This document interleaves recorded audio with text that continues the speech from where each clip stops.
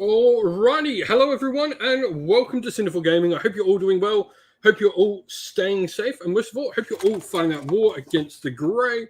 We are here live, so everything should be working all nicely. Hope you're all doing well.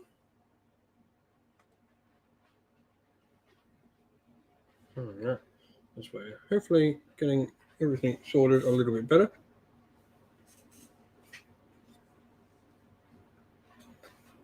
Seems.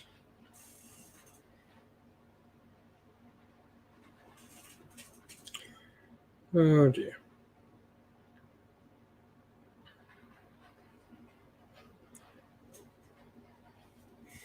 It's working all fine on my end, so I don't. Having a look and making sure the internet connection is working properly.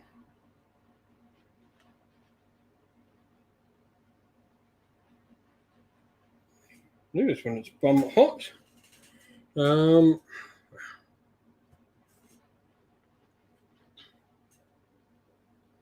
Hopefully it's all working a little bit better. But hello everyone, welcome to Sinful Gaming. Hope you're all doing well. Hope you're all staying safe. And most of all, hope you're all fighting that war against the grey. We are here for the LVO hobby hangout, waiting for the reveal stream for LVO. If you're here in the chat, let us know what you're working on, what you're hobbying on, what you're hanging out with. Love to hear from everyone.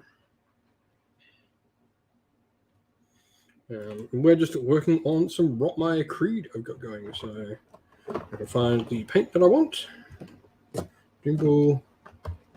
Morphang.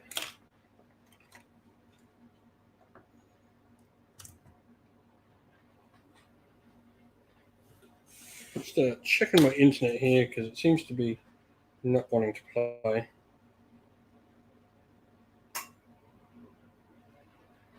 Here we go. 2 secs, everyone.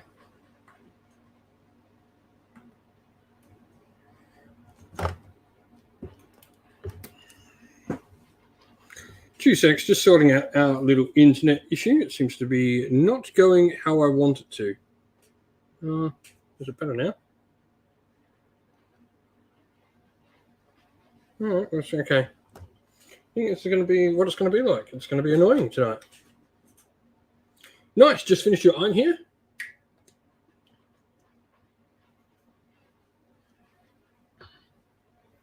Seems the internet is finally cooperating a little bit. Well, apparently that's where the morphing brew.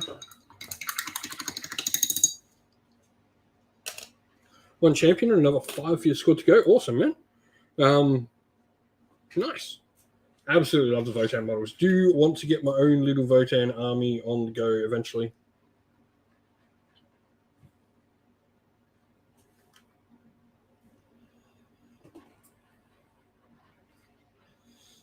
So yeah, we're just getting the base coats down on these Rotmire Creed, which will be the first warband, first of 3 warbands that I'm trying to smash out.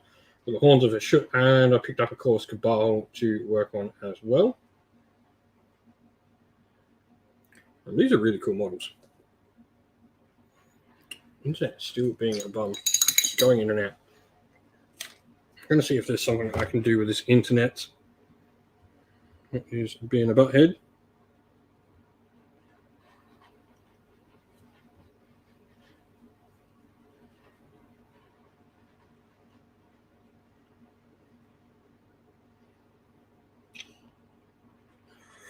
Sorry about the internet for a second, everyone. It seems to not be wanting to play.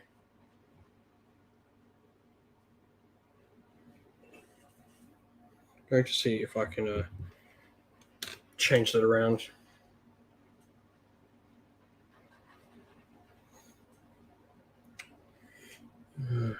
Joys of Australian internet and internet during the heat.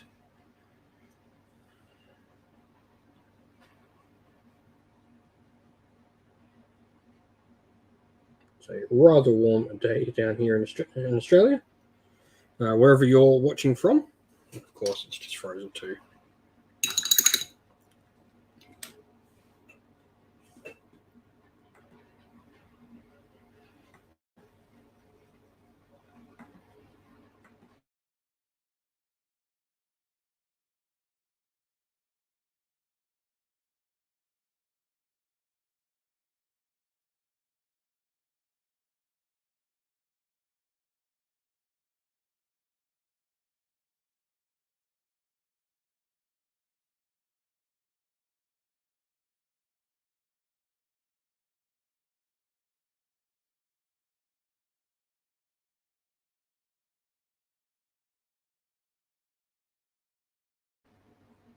All right. Sorry, everyone. Trying to get the internet to work a little nicer for me. It's deciding it doesn't want to play today. So hopefully this little change will work a little better. Are we going to play internet or are we going to still be a bumhead? Internet seems to be picking up a little bit. So hopefully, this makes it work.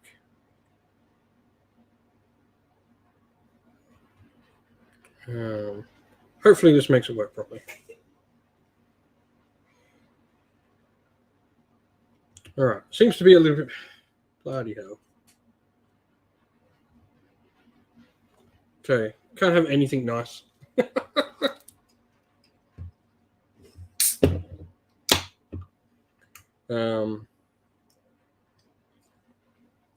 Nothing ever works. You know, everything's fine until you go live and then it decides it doesn't want to play anymore. But hello, everyone. Hope you're all doing well. If you're in the chat, let us know what you're working on. Let us know what hobby you're getting up to. Let us know what you want to see and what you think we're going to see at the LVO reveal show.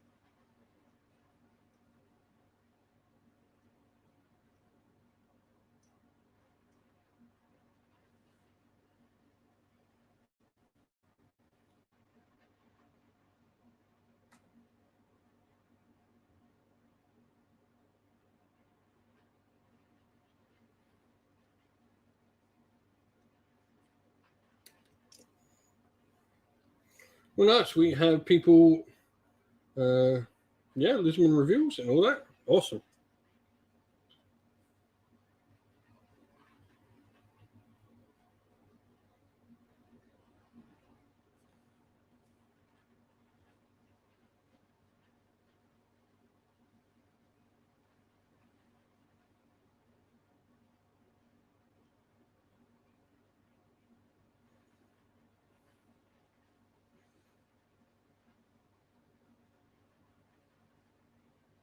Putting together some Skaven sculpts. Nice. Photographing some models you just took. You just finished. Nice. Sounds like a good bit of hobby going on. Just at Star Trek, you're playing some board games, are you? Nice.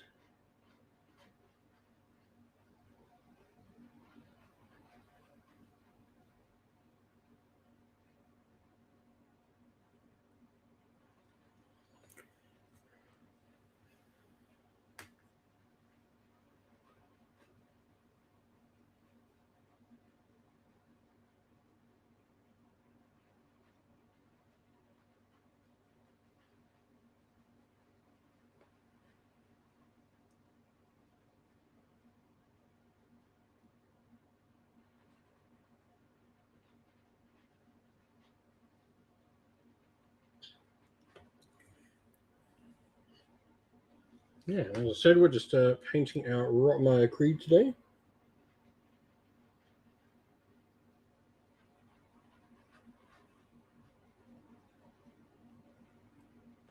Just getting the base coats down for these guys.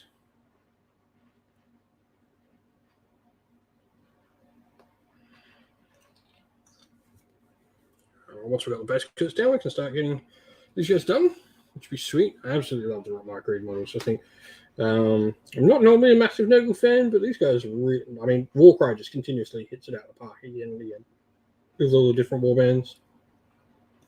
It's probably what I'm most excited to get a look at the LVO reveals is what they've got coming for Warcry.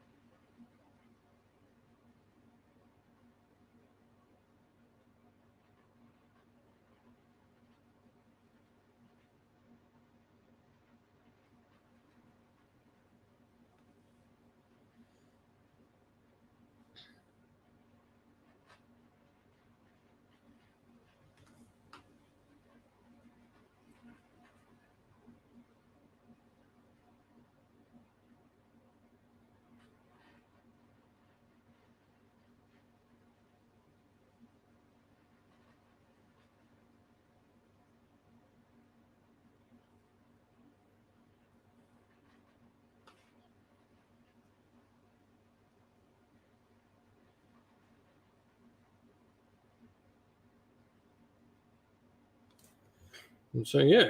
So what do we think we're going to see? Like, we've got a couple of people saying Seraphon, Model Mayhem is what you want to see. What else do we want to see from these Warhammer reveals? Do we have anything in particular you're wanting to see? So two different questions. What do you want to see? What do you think we're going to see? Two very different questions.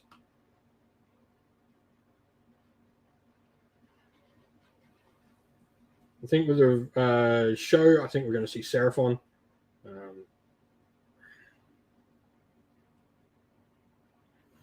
They did the little icon thing, so I definitely think we're probably going to see some Seraphon.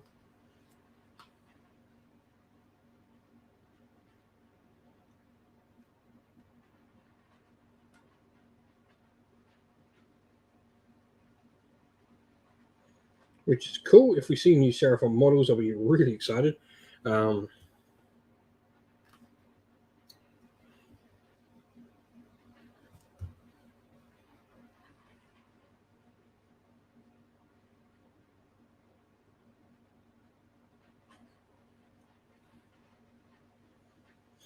Yeah, Old World would be certainly a nice surprise. I don't think, if we're seeing Seraphon, I don't think we're going to see much for cities. I think we might just see another little update, because if Seraphon are that mid-year order book, then cities aren't until later. So probably, if we're seeing Seraphon, I don't think we'll see a lot of cities.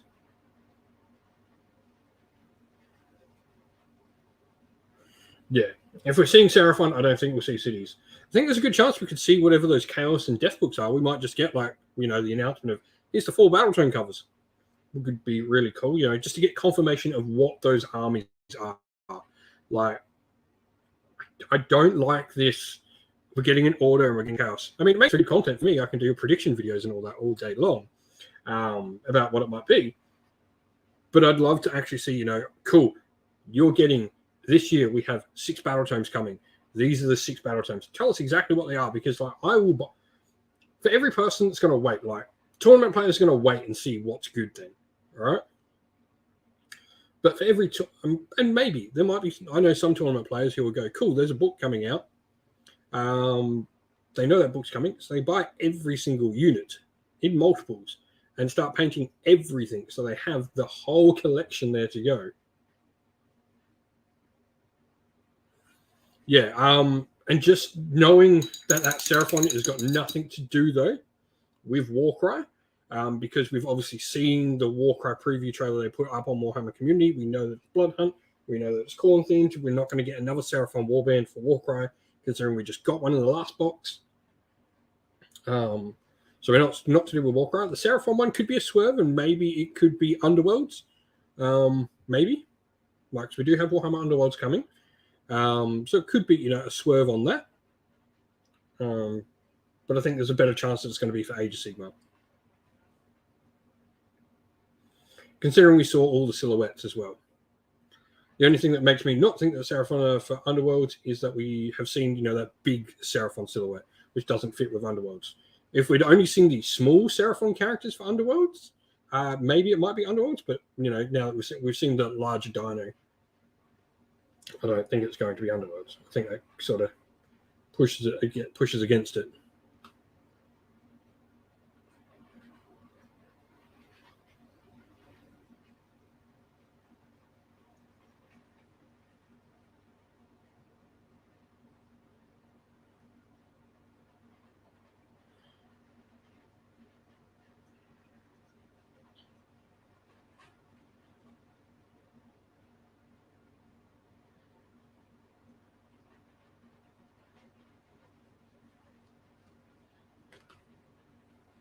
Broken Chef, hello, mate.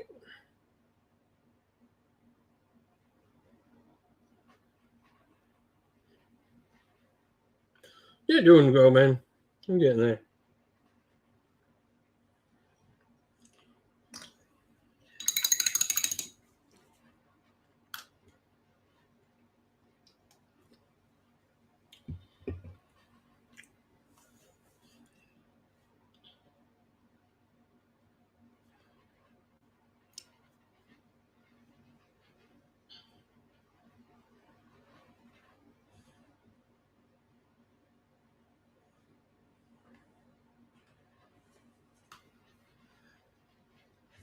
I'm just going to rearrange this just a tad.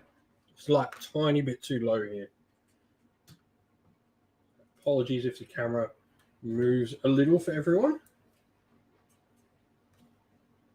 That's better. My head can go under it now. I can sit underneath my camera now.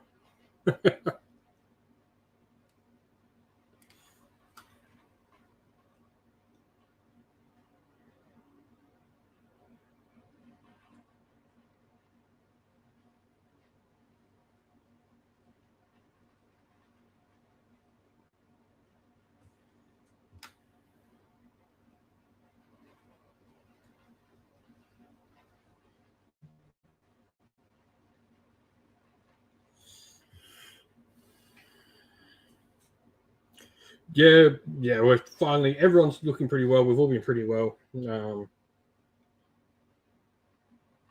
which is good stuff.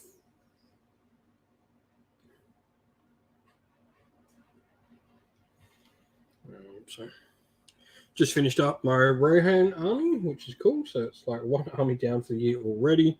Yeah, an overstimulant. Good thing for me. Like, this is a really nice time for me. So the reveal show is like 4:30 in the afternoon for me in Adelaide. You're in Australia, but I'm in the Central Time, so we're like half an hour before Sydney. Sorry, half an hour behind.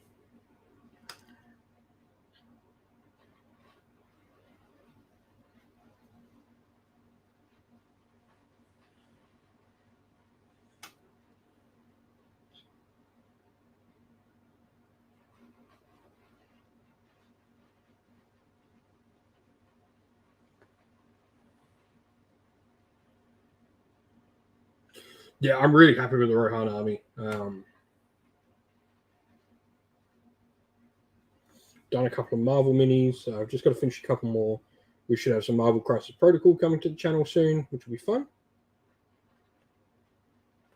And then I'm doing up a bunch more Warcry, and then it will be, once my Warcry stuff's all caught up, it'll be on to getting Conquest table ready with Conquest 2nd Edition coming out from Parabellum.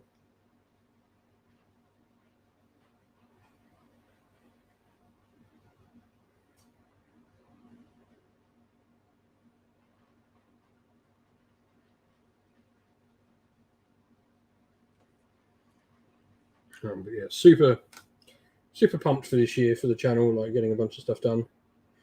I'm also starting to play my D&D campaign again. I've got a new D&D group starting up, which I'll be playing tomorrow. Won't be streaming or anything like that. I mean, as you'll attest, Jeff, you do, commission painting for a job. You need some non-work hobby to still keep it a hobby. As much as I love doing what I'm doing, yeah, playing D&D and not doing anything like it's completely off channel is very much needed.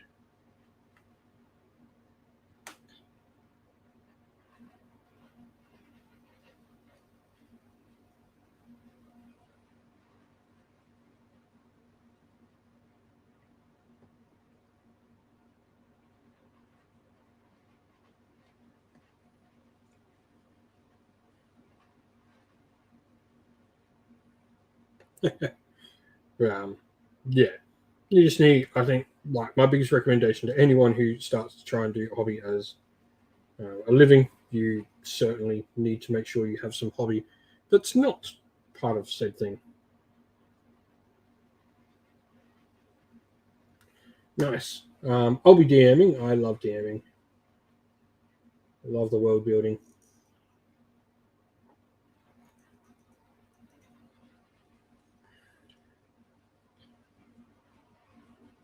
I very much like being a storyteller.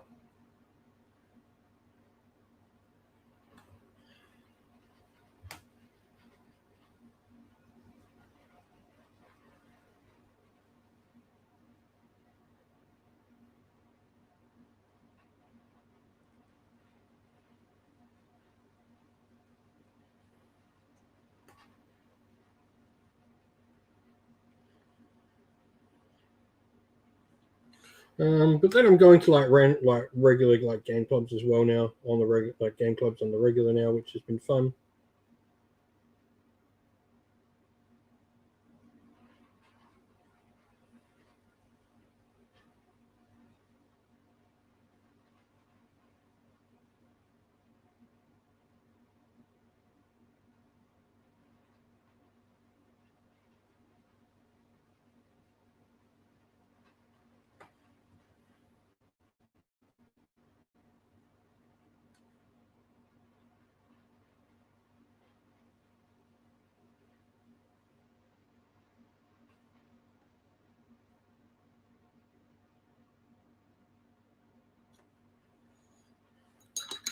Beefy Crunch. Beefy Crunch, hello, how are we?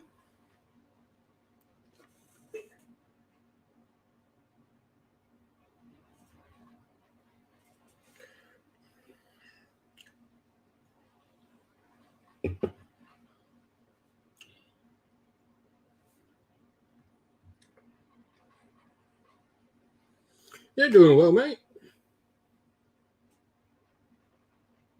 Just getting the base coats down for our Rotmeyer Creed for the channel.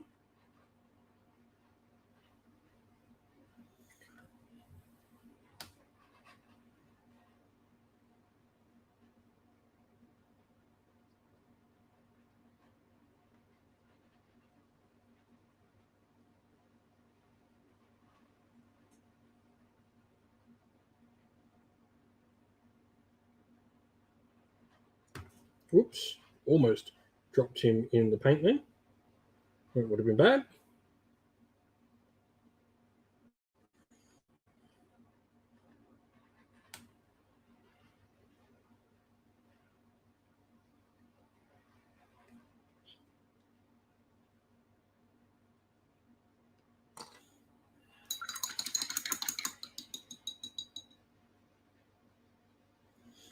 So I think it's going to be Seraphon for iOS. I think 40k will be 10th edition. Maybe it'll be 10th. Like, because we've already been shown, like the books that are coming for the narrative stuff. I think AOS, we may just see like the 4 covers of the battle tomes, like just see 5 battle tome covers. Go, these are the 5 armies that are coming. 40k 10th. Kill team will be like Arbites with that new doggo. Underworlds, I think, is the one hardest to pick. Same with Heresy. I don't really know. Heresy is going to be interesting because we're sort of going into a new thing with Heresy. All the armies now have had their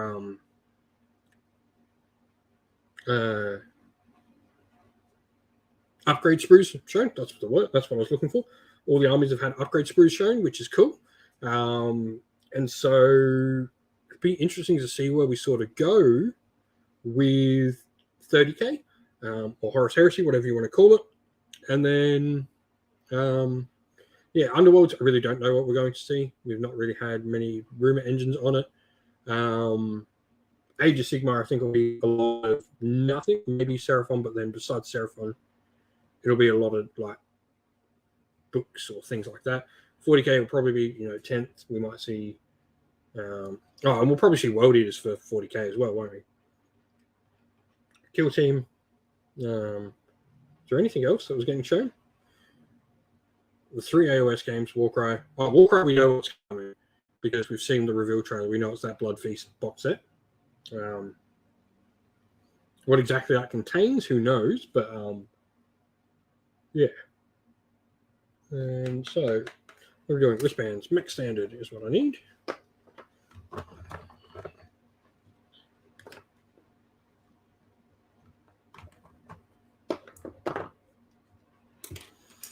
I know, sweet. I've been after doing that video with like all the White Dwarf updates for Warcry for Idneth. I'm like, oh, do I want to paint up like enough Idneth to run my Warcry warband? So being a little bit tempted by that, by Idneth. So I've got like the eels mostly done. I've got a soul render and I've got some thralls done. So I'll probably just paint up a box of Reavers and I've got enough to keep me busy with Idneth. And maybe, like the other characters, I've got Soul Render and Tidecaster and stuff like that.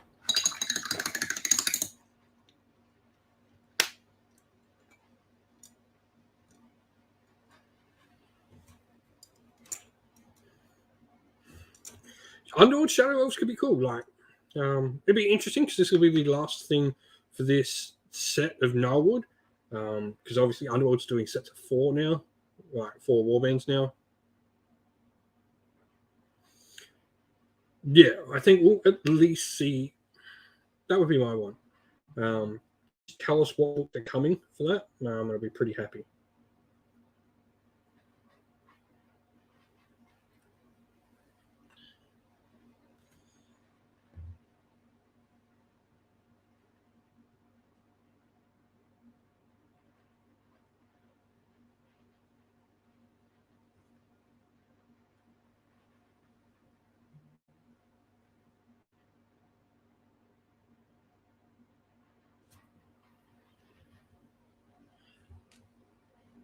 Not a lot of stuff I'm doing with this grey.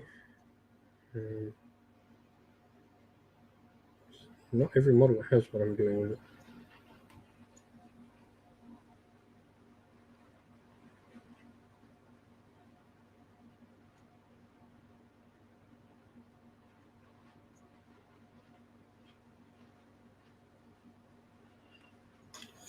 Just doing the grey to break up all the other leather. So some leather wristbands and stuff like that will be with this grey.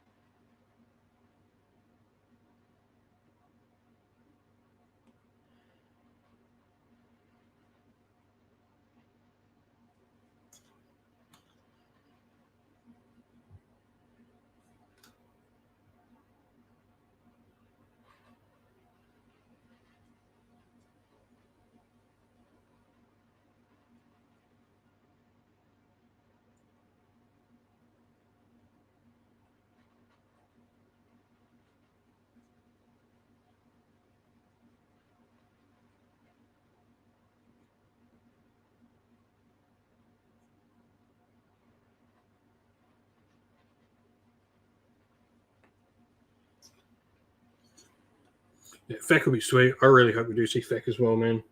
Feck and OBR, like, I don't have a big Feck army, but I do have a decent sized OBR army. I'd love to get a reason to paint up properly. Finish painting up.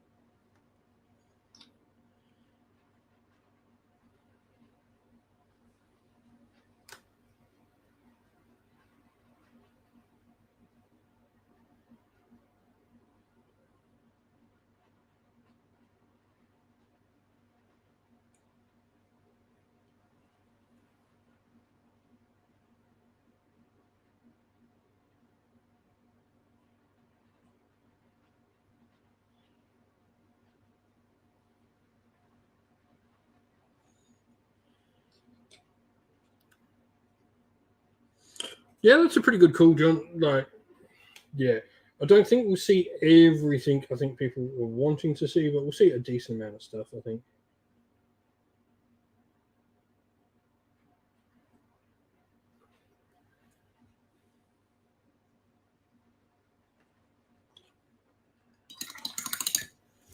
I do need to go back and stick it on scale green because I've missed all the top of the pants. I did all the pants below the belts, but I didn't do like the bits of pants that hang over the belts.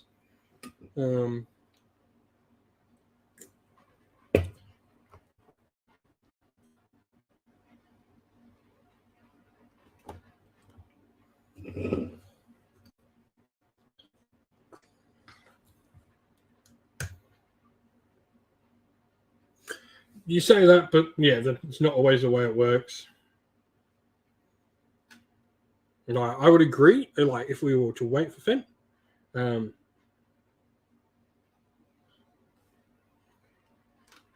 yeah.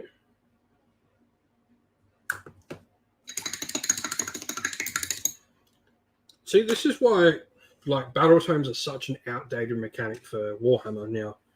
Like, yeah, battle tomes are such an outdated mechanic because what they should be doing is not needing to release a battle tome minis. If your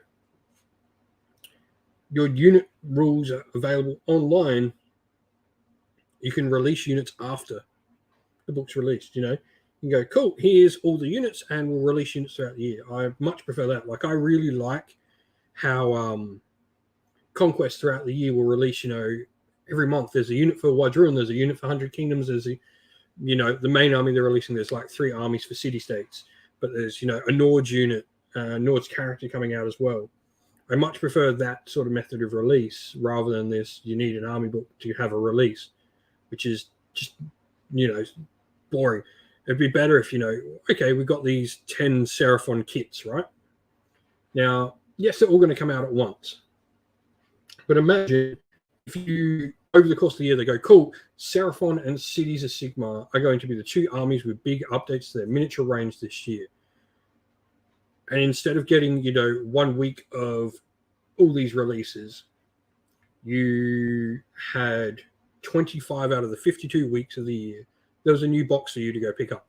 New character, a new box of one of those 2 armies. So it might be, like 12 or 13 weeks. Once every month, you would have a Cities unit or 2, a Seraphon unit or 2 to go pick up every month. I think that would be a cool release. I understand that doesn't do the big splurges, but it's a cool release method and, gets me excited. And stop those piles of shame being terrible as well. As terrible, but still be there.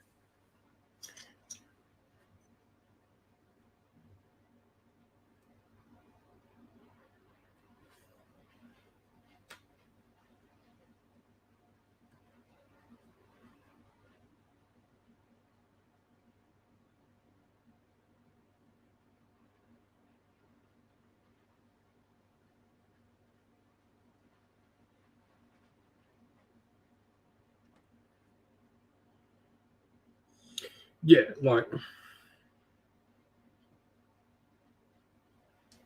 that's the thing. So interesting with that, right? Because I've heard the argument of like, oh, well, people wouldn't buy the books for lore. I'm like, right, people go, oh, not enough people buy the books for lore. I know more people that play casual and narrative and care about the lore than that play competitive. Competitive is just a big voice in the room, right?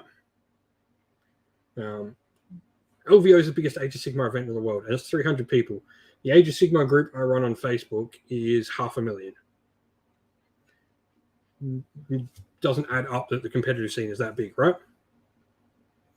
And like that Age of Sigmar Facebook group is definitely not the whole community, because there'd be a bunch of people that Basement Game who couldn't give 2 craps about Facebook.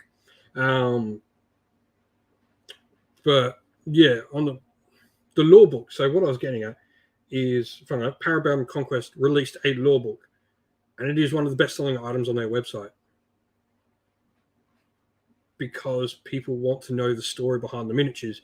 Because I will stick with this train that people play a game because the miniatures and the narrative and the story stick to them. Mechanics are part of it, sure, but Warhammer has shown throughout its year that you don't need good mechanics to sell a game. There have been times when Warhammer has been utter trash of a game. Utter terrible as a game system. And it still sells. And I still played it heaps. Why? Because the narrative and the story behind that game system is fantastic.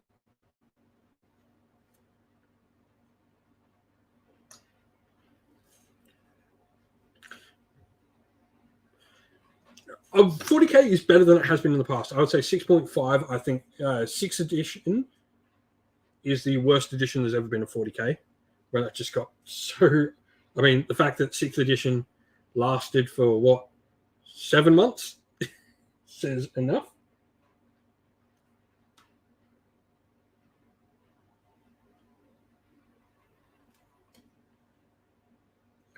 But yeah, like the narrative will sell a game more than anything else.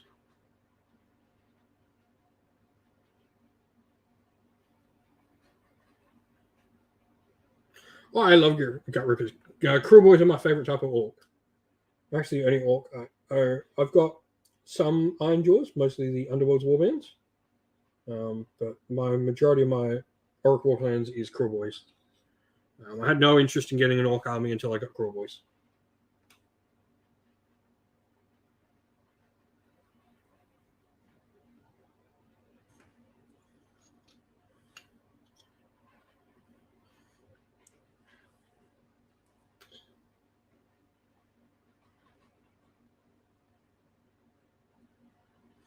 No, reveals are in about half an hour-ish.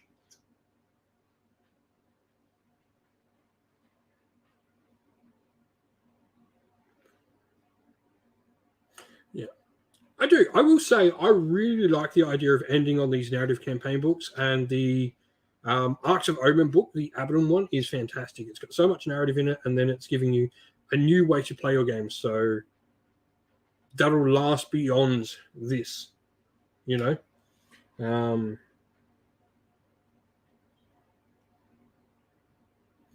I really dig how they're doing it.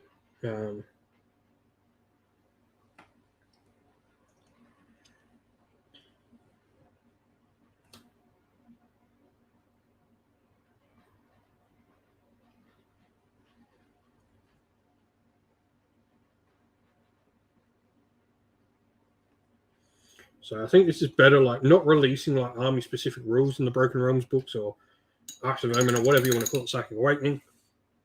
I think is the right way to do it, adding these different modes of play. So, you know, if Age of Sigmar, I don't know, we got city fight rules. Like rules for, you know, garrisoning, like proper garrisoning rules and all this sort of stuff, or like siege rules, or I don't know, some sort of other rules for Age of Sigmar.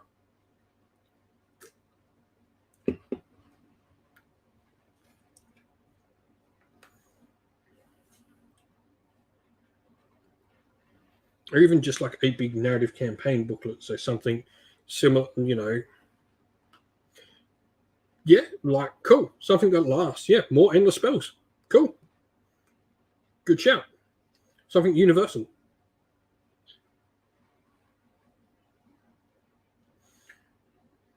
Or, you know, a game mode for playing with more endless spells. Or how about like hunting endless spells as a game mode?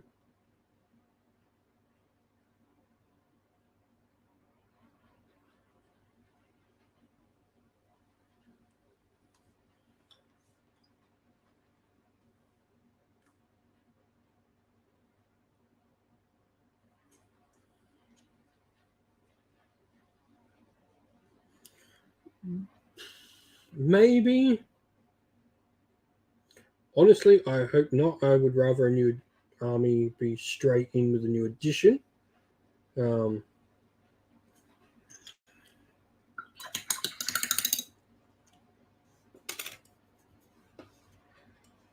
really do hate this whole like every army needs to get how the heck. The other problem with like battle tomes for me is the fact that you know, it means we don't get every army, and some armies get less time to play in the new edition.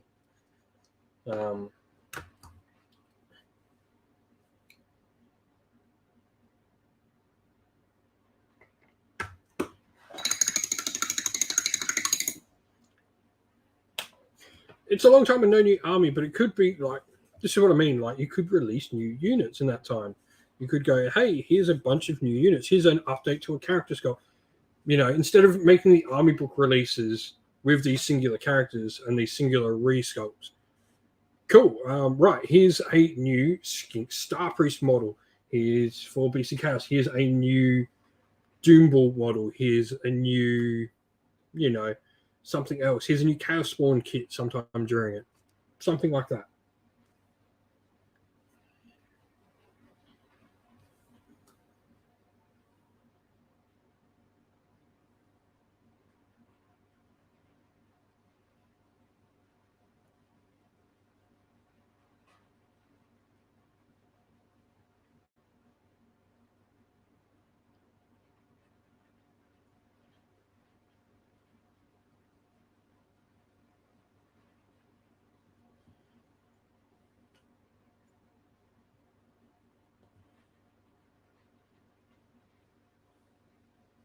yeah, like, I mean, the KO ones are a little bit different because Draki Flint was launched with a novel.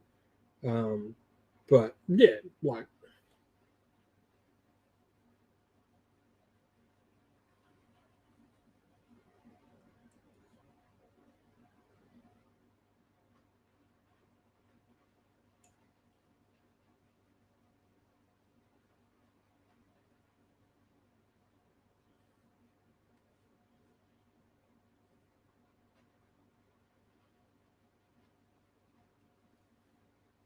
doesn't surprise me if that's a thing. It does sound like wish listing to me. My big thing with that is we know. So my big issue with that is we know that Old World is going to be more similar to Fantasy Square Base. So you would lose like a little bit of the posability with the models if that's the case. There are issues that arise from that.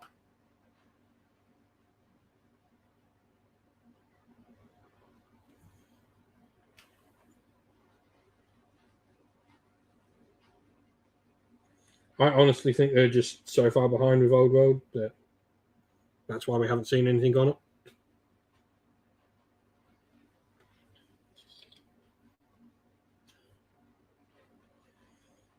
Well, we've already been told with Old World that the old models will still be usable. So I think we're going to see 25mm bases be a thing still. So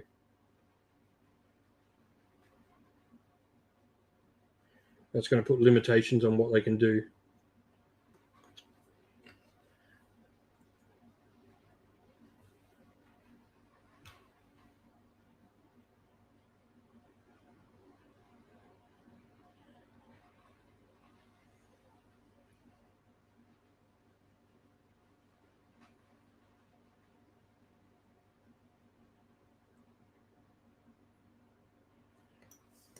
That's the thing. This year, I've not bought Battle Tomes.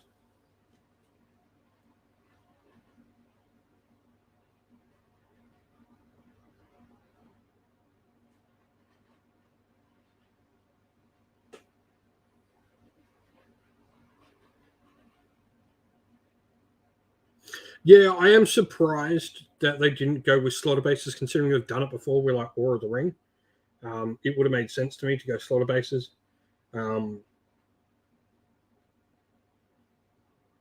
But for whatever reason, they're not doing that.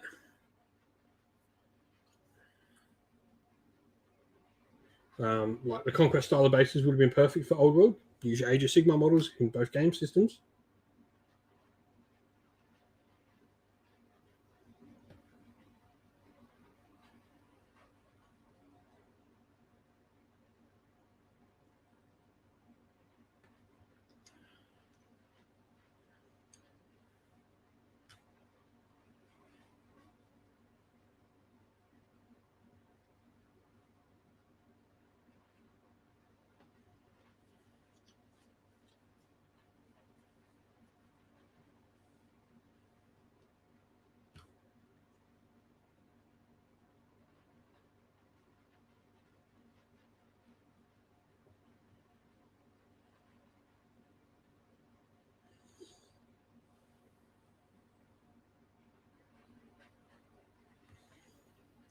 Like I do like this system better. I would prefer if we got like 5-year editions, and in the first 2.5 years, all the books were released.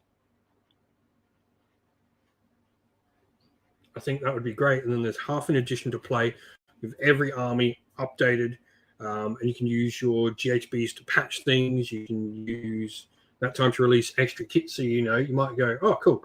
Like by the end of it, you might have got another 2 units to your army that weren't released with your book.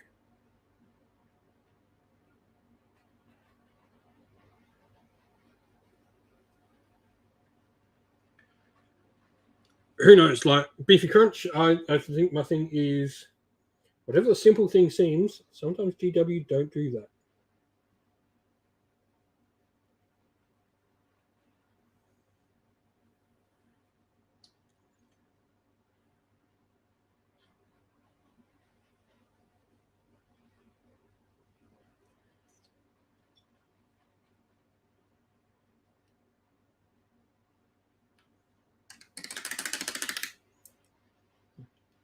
Yes, this finished you.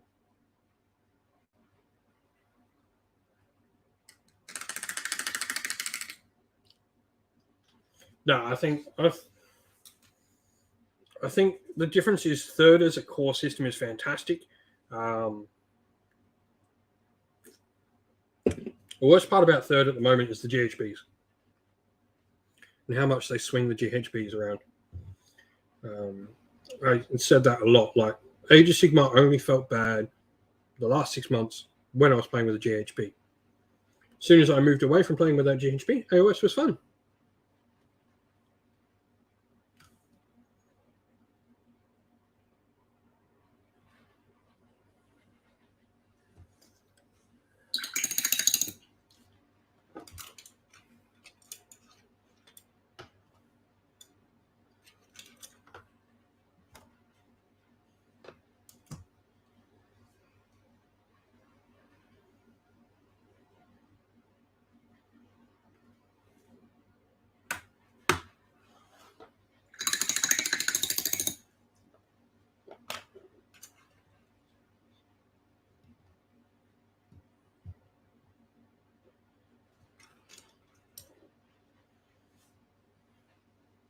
Yeah, as soon as you ditched the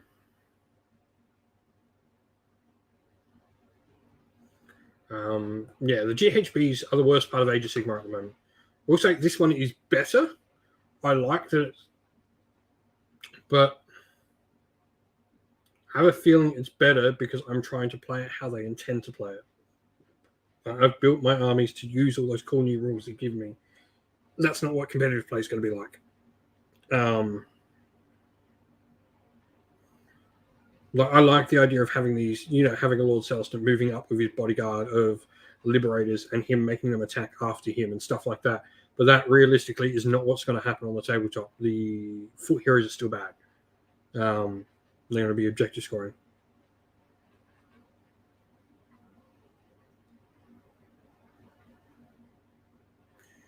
Yeah. I would expect 40k to take a lot of the limelight tonight. I think that's fair assessment. I think 40k will take a lot of this. Like 40k will be the big release. Normally, there's one game system that stands out from the rest, and 40k will be that this year because we're going to get a new edition.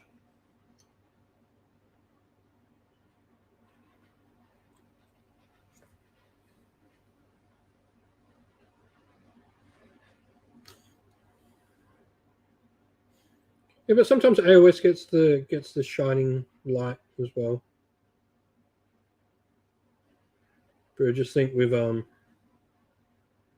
new edition on the horizon, like that's what we're going to see.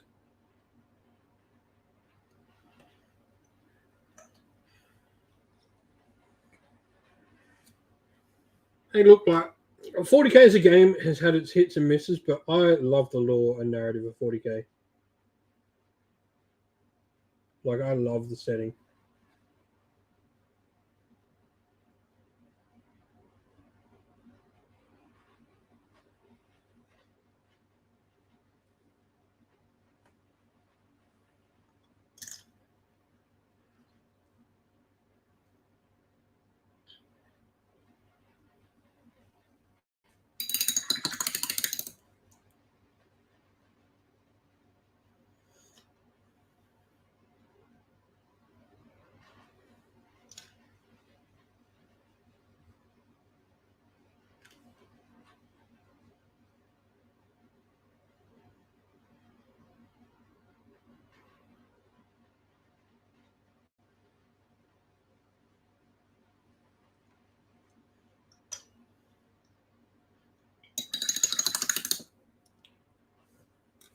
Yeah, like it's why I don't think we're going to see Cities, because I think Cities, whatever show that's on, Cities leads that reveal stream. We might see a few like updates on Cities in this reveal, because LVO normally is one of the bigger reveal shows. So there's every chance this is like an hour and a half long. But yeah, just I think if you're wanting a lot of AOS in this, you need to sort of dial back your expectations.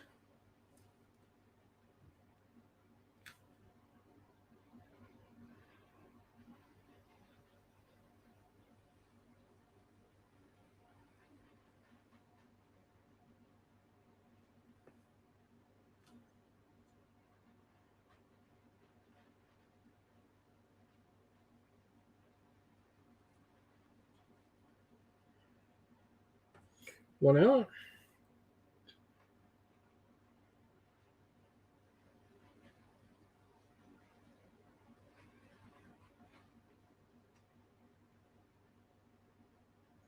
Oh yeah, and if you have seen anything, please keep the stream and the chat. Spoiler 3, I like to be able to watch this with everyone and get, you know, a nice big surprise on this. Everyone watching here has not seen, so it's not spoil it for anyone.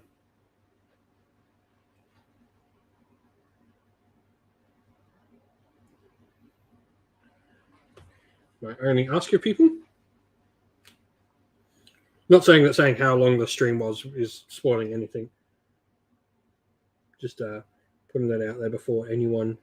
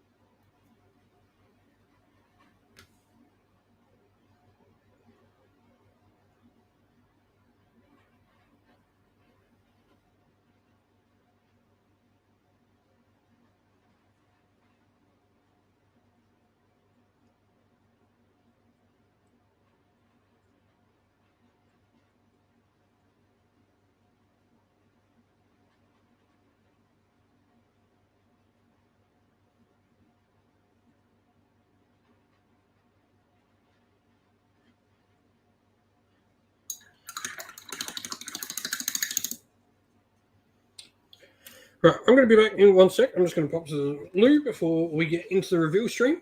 But last chance, I guess, to put in what you want to see from the reveals, and we'll get the screen up in a sec.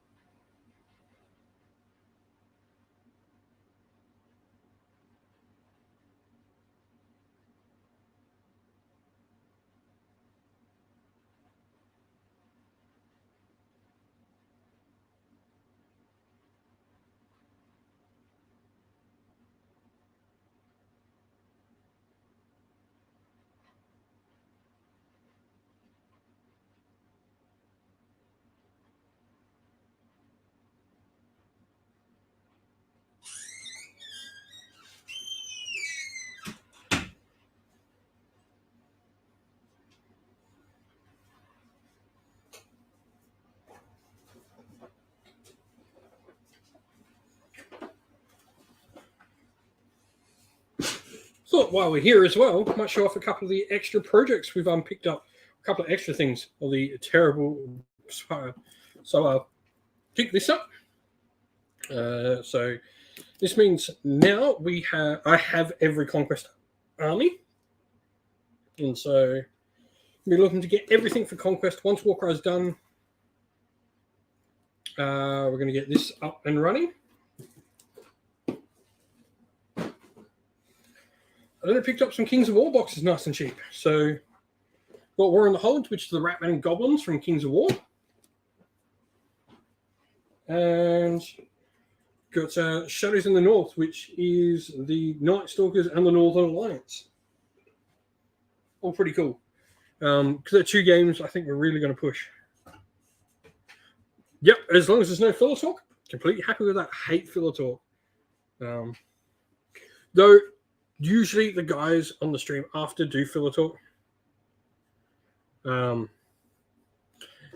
So apparently that happens a lot. Apparently the online shows go a lot quicker, go a lot longer than the streams do at the actual reveals in the things. Mainly because normally they're really late, especially American ones, and they want to go out. So they're on a time limit, you know. And normally, like, you remember, like, these GW employees will be organizing the tournament the next day as well. But give me a sec, we're gonna.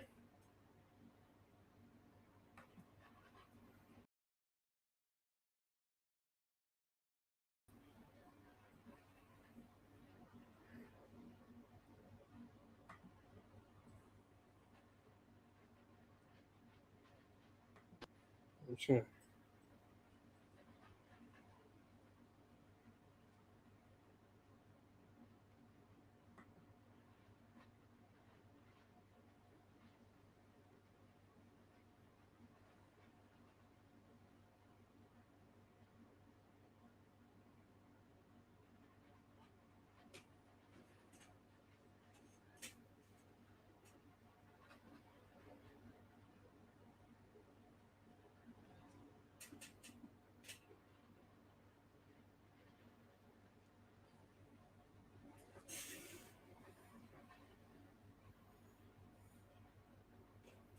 Alrighty.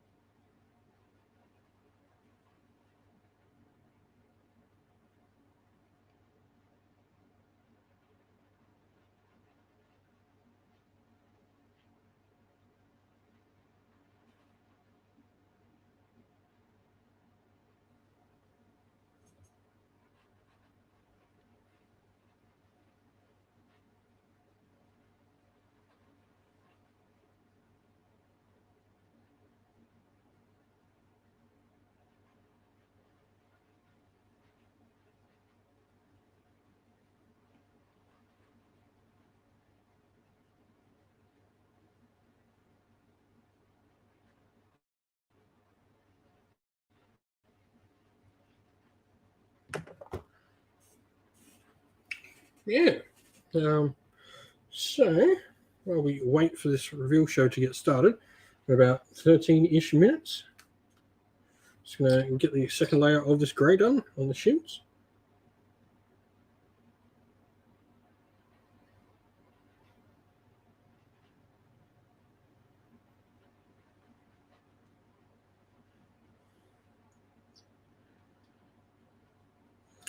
But what are people hoping to see? I guess is the last chance on what you want to talk about.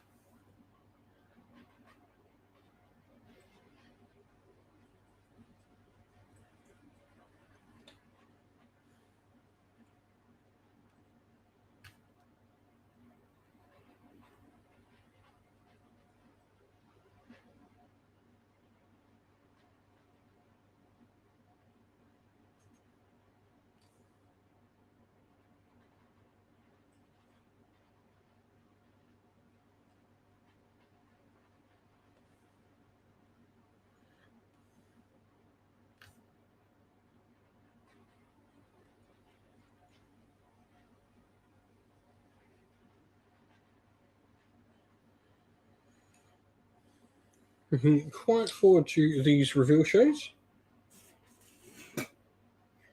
Bruce Solomon, hello, good morning, mate. All right, cool, I've got that. Yeah, cool. I can get all three things streaming at once. I like that. That's something new. I didn't know I could have all three bits going. It isn't it early morning for anyone getting up in England. These reveal shows are like it's funny enough, like It's really late for America. It's really early for England and Europe. Australia and like Japan and Asia, these reveal shows at this time are absolutely perfect. Late afternoon, it's before dinner time.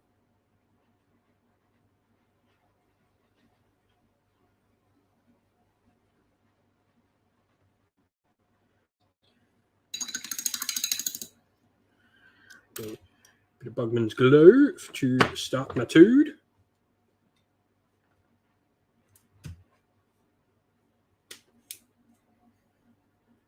But what are we hoping to see? We've got a couple more people jumping in the chat. Don't forget as well, if you are a YouTube member, you will get the cool little emojis you can do for a couple of bucks. Help support the channel. You get your name shouted out in all the videos, and you get the cool emojis you can use. Where are they?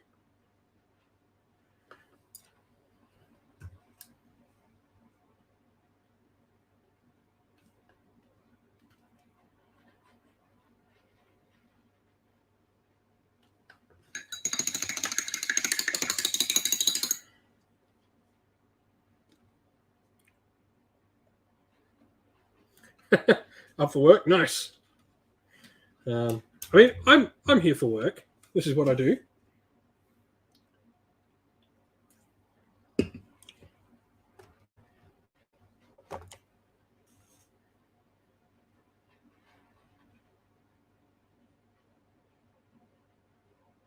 Oh damn, Bruce! Oh, you're up late for work. Oh dear.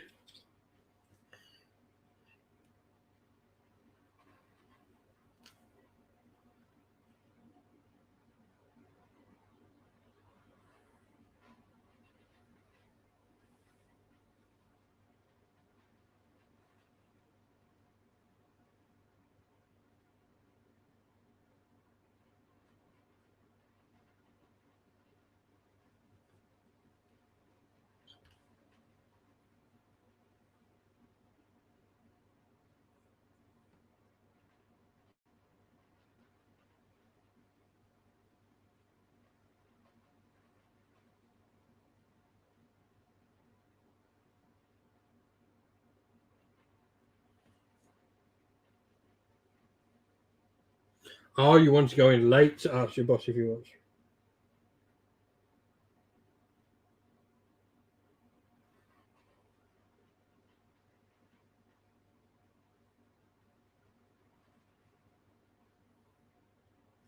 Uh-oh. Gringo's 2008. We are just waiting for the reveals. They'll be starting soon, so that's what the black screen is up for. We're just waiting for the LVO reveal stream to start.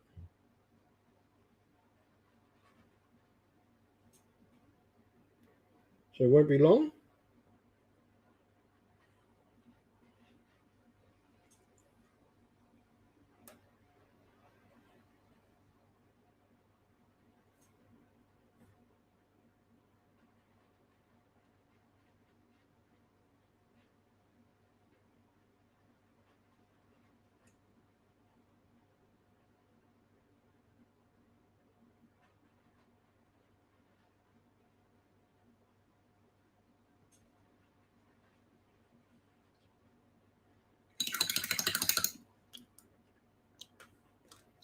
You're in the build. Nice. Yeah, it always is like the start of the year. No one's sort of building because everyone sort of had that bit of a layoff. But it's really weird. Like hospitality's booming at the moment for some reason, which is strange. Normally, like hospitality dies off after the new year, but I mean, my like channels like this, YouTube sort of dies a little bit at the start of the year as people get really busy. People go back from holidays, so this sort of year. But I'm pretty sure. I'm just gonna say something because I'm pretty sure my little boy's watching on the inside thing. Hi, Ryan. Daddy loves you.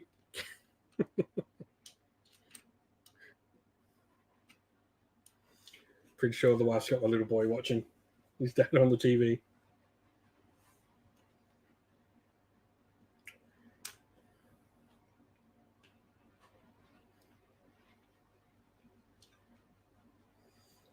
Well, my little boy doesn't play any army. He's much too little.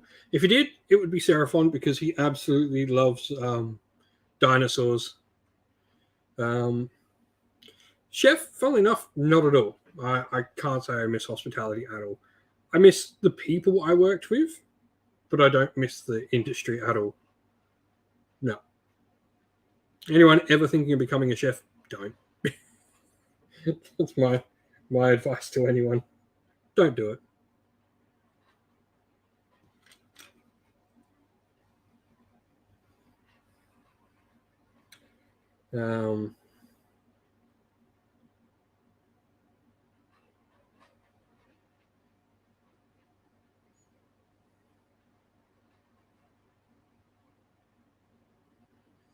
Yeah, I never sort of got into that, but I can 100% say that is a thing, Green Ghost. 100%. Alcohol would be a big one too.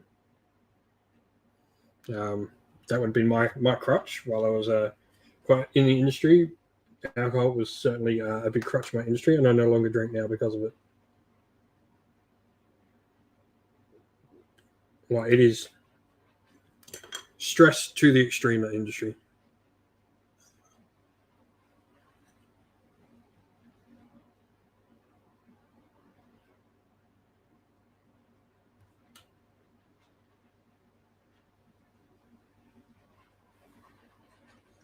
I mean, I was a sober chef when I was working in the cafe. My last chef job was working in a cafe, which was much better, like a daytime cafe. But that was still stressful.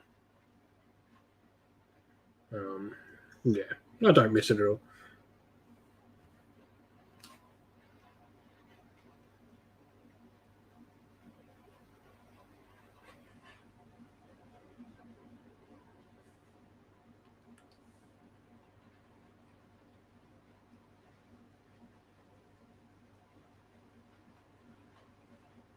Yeah, I get to play with war dollies for a living, which I'm pretty keen on.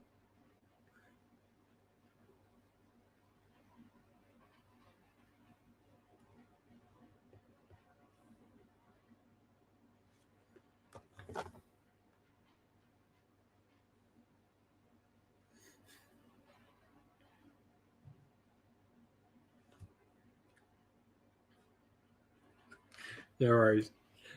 Bye, Ryan. You want to go watch your other shows, do you? Daddy boring, is he?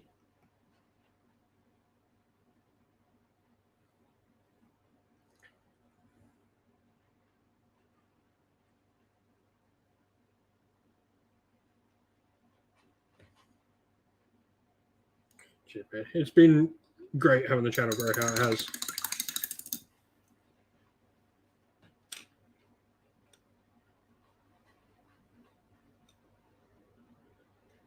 We certainly will be doing more Middle Earth strategy battle game stuff, mate. Um, um,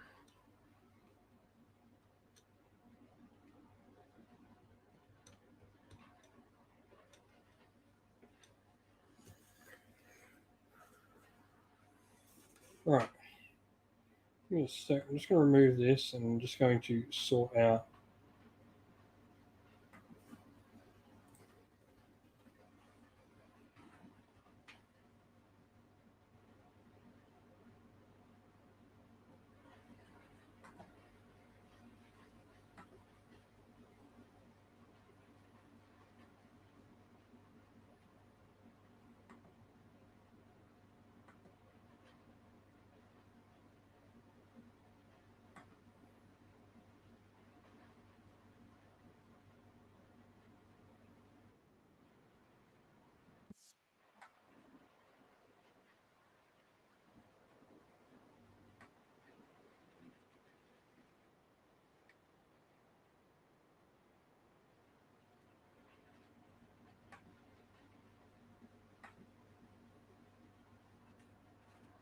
All right.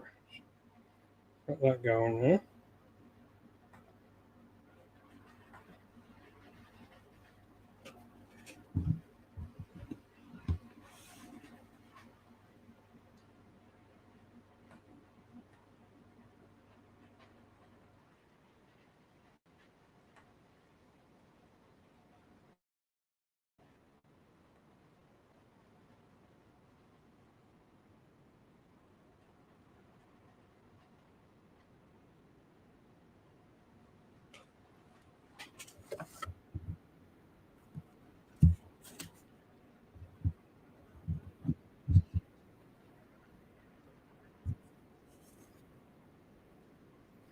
trying to get their thing to work.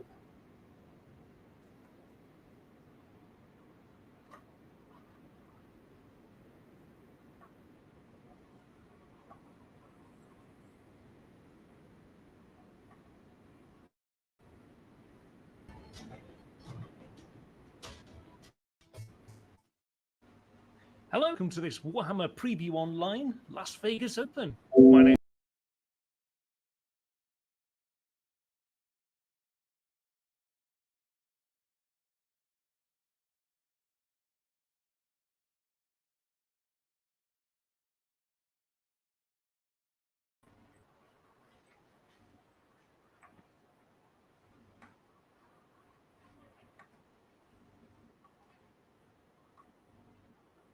you're viewing this from.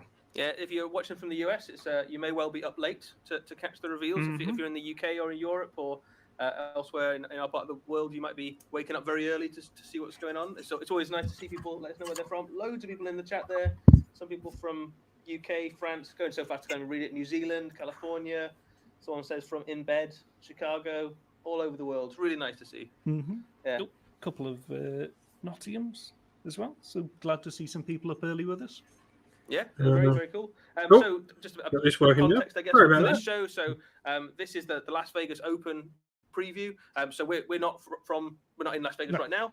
But the Las Vegas Open is a huge independent Warhammer event that happens. How's the sound, every year. everyone? And we're very keen to support big Warhammer events. So we go to them, and the attendees at that event were lucky enough to see a whole bunch of cool new Warhammer reveals about an hour ago at this point. So they'll have they've seen all the cool news first, and one of the cool things you do get to do if you go to big Warhammer events where we're doing previews is you get a little bit of a sneak peek, but we don't want everybody to miss out on all the good stuff that we're showing off, so we're now going to let all the rest of you guys around the world see all the cool new stuff that's coming. So some pretty good stuff, I think, in this. Yeah. And a little bit of something for everybody as well. There's a little bit of 40K, a little bit of Age of Sigmar, there's some Kill Teams, some Warcry. Cool. Sound is good for everyone. Underworlds, Horus Heresy. It's a good mix. Yeah. Speaking of hobby, have you been doing any lately, Eddie? Yeah, I've been up to a bit of hobby. So recently finished a couple of big projects for Orcs and Uruks for Age of Sigmar. About to start on a big Eldari project, but I was doing like a little bit of a kind of palette cleanse project before I got there. So I'm going to do paint up a Tau battle suit, not for an army, but just I just really like painting Tau battle suits. So Awesome, sounds good. paint a Ghost Keel suit up in like a little diorama, I think, and just for fun. Don't think it's going to go in an army. I just want Mark stuffing up, not the actual dream. Well, part of my sort of hobby journey this year is I'm trying to play and paint up say an army, a warband, etc. from each of the systems we do. So I'm going to get a couple of easier ones out of the way first. So I've been painting up some direwolves coming up for Curse City. So we'll get Warhammer Quest done first, and then 40,000 Age of Sigmar, and then we'll roll on to, say, Titanicus. Yeah, very cool. That's a noble goal for the year. Do you think you'll do it? I reckon so. A good go? Give it a go? Okay, fair enough. It's not quite as expansive as I'm going to paint 2,000 points or something. It's a case of I just want a Blood Bowl team. Yeah. And then to play a game of Blood Bowl. That seems doable. Yeah. You could do some cheeky ones as well, like do some direwolves for Age of Sigmar and for That's it. Curse City, right? So you can sneak in some extra ones. Let us know what you're painting along at home as well. If you've got any cool projects on the go, I think we're always excited to see what hobby you guys are up to around the world. And if there's anything as well that you guys are hoping that maybe gets revealed today that you're like, I've got a hobby space in my calendar coming up. I'm ready for the Warhammer community team to show me what I might want to paint in the next few months. Let us know what you'd love to see revealed. And if you do have any questions, and we have got a little bit of time at the end, pop them in the chat, but make sure to put question in big capital letters so we can see it. Yeah, we get a lot of comments in the chat, so they disappear pretty fast if you don't let us know that you want to answer, basically. That's it. We've got nearly 10,000 people in the chat. That's pretty cool. Yeah. So, hello, everybody. Just give me a sec. I'm going to move this camera over cool. to... let us know as well if any of you guys have... we're at the Las Vegas Open preview as well. So I think we had and we can people see in the room for the preview, which I think going to get revealed. wrapped up just very recently. And if you were there, let us know. Also, let us know what you're taking as well, because it's a huge event, right? So the Las Vegas Open has got particularly well known for its Warhammer 40,000 championship, which has traditionally been one of, if not the largest championship in the world. It also has like huge events for Age of Sigmar. It's got huge events for Horus Heresy, lots of other games as well. And if you're there, let us know what you're taking and if you fancy your chances as well. And if you're not there, keep an eye on the Twitch, because over this weekend we will be doing live streaming from the event. I believe it's Age of Sigmar. Yeah, I think we're doing the everyone remember to the keep last open too, so that should be really cool to see. I think reviews Age of Sigmar silent. is. I think it's If going to you've be seen them the before, last, if you've seen links links the anywhere last else, tournament of the previous please season. So it's going to be like the end of anything in the chat. the first season we've had setting Ger. Should be quite exciting to see. So yeah, it'll be fun. Everyone likes to. Should be really cool. Be cool. Oh, lots of people asking for lots of interesting stuff in the chat. I think some of the things they're asking for, we might get a there might be a little bit of something. We might have some of that stuff. We might have some of that stuff for you. Yeah, loads of you in the chat currently. Over 10,000 of you, really cool. We're joined by Raf today, who's doing the tech for us. Is doing a great job of making sure all the stuff works. And also we've got Notley as our moderator in the chat as well to keep all you guys in check as well. So he does an awesome job every time as well. So thank you very much to those off-screen heroes who are doing good work as well. Indeed. Cool. I think it's probably time to jump into seeing some cool stuff, isn't it? Shall we roll the first video? All right, we're getting straight into it. No kerfuffle this time for one. All right, Warhammer 40k. What are we seeing? Desolation Squad. Oh! Oh, damn! What is that? Oh, he's cool. That's a cool lieutenant model. Brutalis Dreadnought. Oh, close combat Dreadnought. Triforce Aghast. All right. Wow. Strike Force Aghast. That's cool. Yeah, so this is Strike Force Aghastus. This is a new Space Marine box that's on its way very soon.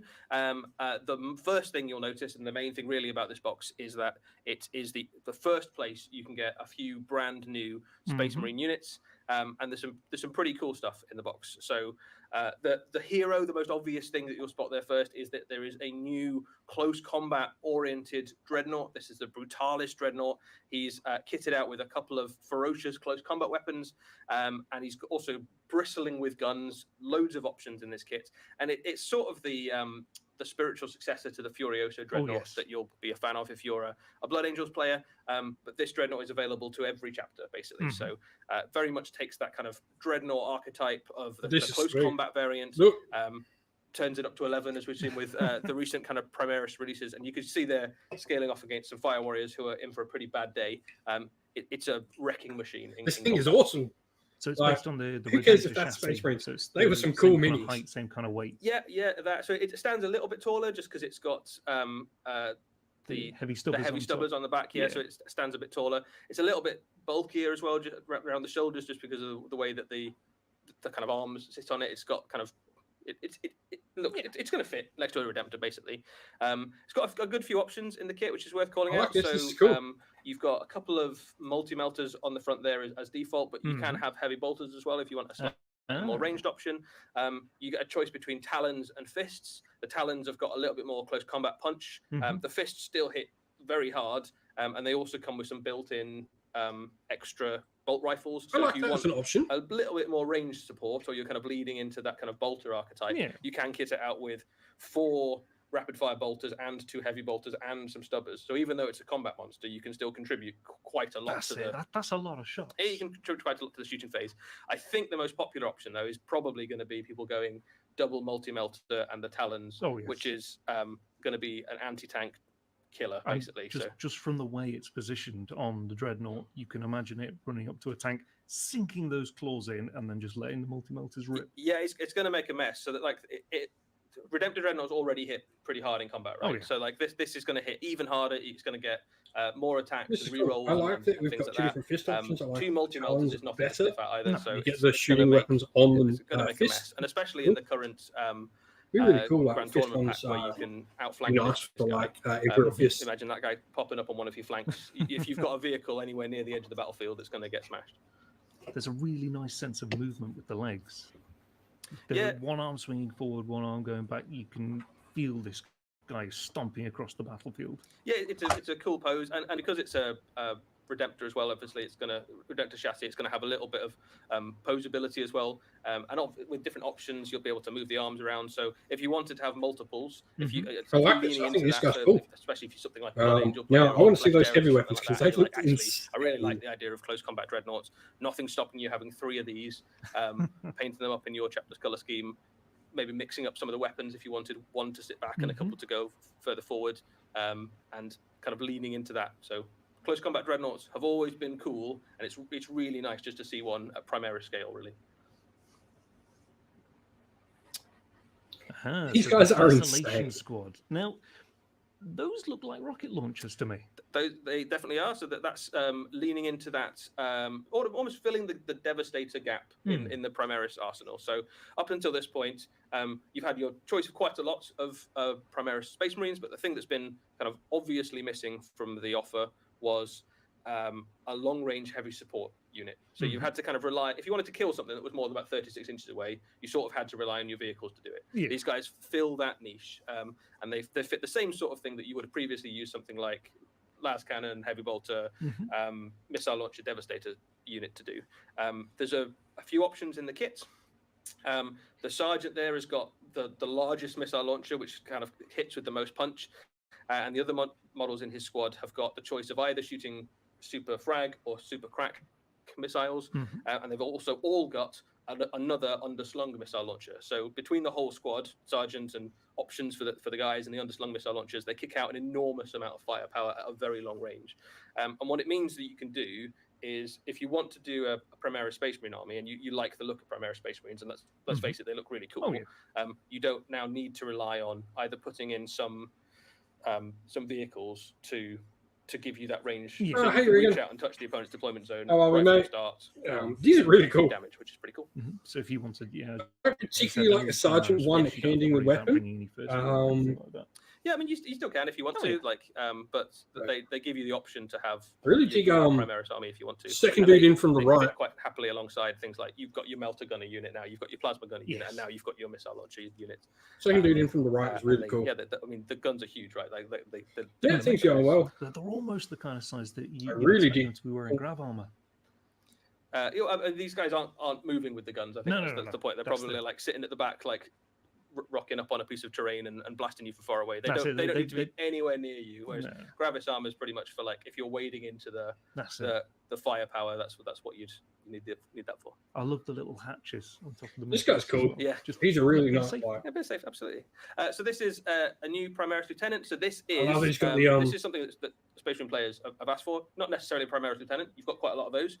This is a really flexible kit. That's the thing that makes this. So a Primaris Lieutenant kit that not only has new options, but also has lots of the current options for Primaris Lieutenants included within it. So you've got things like, you've got a bolt rifle, you've got power swords, you've got heavy bolt pistols, you've got plasma guns, you've got a power fist, which is something that Primaris Lieutenants not been able to have before. You've got a bunch of head options, you've got some different pose options, you've got different tabards, so you can lean into both. What would you like your Primaris Lieutenant to be armed with in terms of combat roles you fulfill? This is what we want. Is he standing at the back with really posable Primaris Lieutenant kit?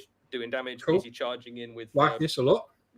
Assault Marines and things with the Power Fist, and also what's your chosen chapter of choice? So if you're going for that kind of Ultramarine look, you might want that kind of Romanesque looking designs, or if you want something a bit like plainer, or you can have robes, no robes, helmet, no helmet. But it's a really, really nice multi-part kit with loads of options. You can build it in dozens of different ways. Multi-part option kit. This is what you want for Space Marines. Or your chosen chapter, or your chosen battlefield style, or whatever, really. And you can buy this kit 10 times and build it different ways. So this feels like a great successor to that old Captain kit. Yeah, it's a little bit like that. Yeah, so it's something that Warhammer 40,000 fans rightly enjoy, right? Is being able to customize their heroes and characters and go, I don't just want Space Marine Captain. I want my Space Marine Captain. I want my Space Marine Lieutenant. I want to feel like he's part of my army, especially if you're doing something like a Crusade Force, where you want to give every model a story and a background. This sort of kit lends itself really nicely to that. And that's it, as you said. You can say if you picked up 2 or 3, this is really cool. Make them individual. as opposed to say getting a monopose miniature and then having to convert it. Absolutely, and there's loads of like interchangeability between this kit and lots of other kits as well. So you know, if you've got this and some Primaris intercessors or something, you can quite happily swap and change between the kits. Hopefully this is a thing to get more options for those character kits. Weapon arms and stuff are relatively easy to swap between the two. Cool. And tactical rock as well. Oh, yes. So you know, you can, I love that they mentioned the tactical rock. Chaos Space Marine helmet on the base there as well. Just sucks to be that guy, but someone's got to be at the base. I do like the way everything is kind of shifting. So long gone is those kind of static poses. He's got some momentum to him, hasn't he? That's it. You can see the tabard on the Imperial Fist there. He looks like he's just stepped up onto the swishing in the same direction. He's clearly like the movement of the model. Yeah, so it all kind of flows. It's got some action to it. Even the one that's standing still and pointing is yellow's really nice pink underneath, like, or even something like a dirt. Nice. But yeah, it's do yellow underneath as well. Really good. That'll give you bunch more of options like in there. Some new tactical options. Earthy yellow. But I think the main thing really is that the pink will give you the more vibrant. It's nice to have a Space Marine character kit that you can do a lot of stuff with and does a lot of work for you. Cool. So that's not the only box set that's on the way. We also have the Wrath of the Soul Forge King. So this is we know that we've got Azrael from the Dark Angels, and we've got Vashtor on the way. And this box set is the first place to be able to pick up those new miniatures. Much like worth saying actually on the other set, that box set with the Dreadnought and the new Space Marines will be the first place you can get those miniatures, but they'll be released separately in future as well. The same goes for this. So Vashtor and Azrael square off in this box set as the first place to be able to get hold of them. And this is a battle that is set on the rock itself. So this ties into the third book in the Arcs of Omen set on the series. Wonder who could be awakening from that. The Dark Angels chapter Fortress has been infected with the machine malevolence that is Vashtor, and Azrael and his Dark Angels, his Deathwing and his Primaris troops are trying to purge Vashtor and his minions from the rock. So it's a pretty epic setup. I know we said this last time when we revealed him, but Vashtor's skin, every time I see it, the idea that it's stretched over almost like a mechanical body is just wonderful. And you can see the similarities between him and the obliterators that come in this box. Yes, it's a nice mix of stuff on both sides. So on the Dark Angel side, you've got a mix of new Primaris and your Deathwing Terminators. And on the Chaos side, very heavily leans into that kind of twisted machine sort of look. So you've got some Mortal Troopers, which, you know, if we're entirely honest, they're probably just for sacrifices and cannon fodder. But you also got things like Obliterators and Venom Crawlers, which are the natural ally, I suppose, of Vashtor, who sits happily within any Chaos Space Marine force, but has a particular affinity to things like Obliterators that kind of have that techno virus. There's a kind of aspect of Chaos, I suppose, which is like the infection to the machine, which Vashtor symbolizes and represents. You also get a sense in that shot of like how big he is as a model. So like he's a big guy, kind of Be'lakor size. And then in terms of how this fits into your Arcs of Omen story, we've got Abaddon. Book 1 is already out in the world. Angron is on its way very, very soon. So you'll be able to read part 2 soon, which basically introduces how Angron, the Primarch of the World Eaters, fits into the story. And then this box set comes out alongside Book 3, which is Vashtor, which is coming along in spring, which is also not too far off. So the name Wrath of the Soulforge King, how does the Soulforge King fit in? Because is that just an epithet of Vashtor? Yes, I think that's the thing. Yeah, so he's the Soulforge is like where Vashtor sets up shop and makes his diabolical machines with and things. The demons. Yeah, pretty much. Brilliant. But yeah, so 2 very cool new Warhammer 40,000 box sets on the way. One just a pack full of Space Marines, and one that's a mix of some. This means we're probably seeing 40k 10th edition later. Cool, not in this, because we didn't get shown the last Arcs of Omen. Indeed. Which means Shall we roll on to the next video? I think we've got a little bit of Age of Sigmar for you guys. Age of Sigmar time. Seraphon.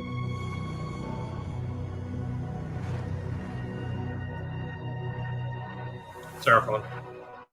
The realm of beasts cries out for aid. All is well. Oh, brand new Slan. Have beasts of our own.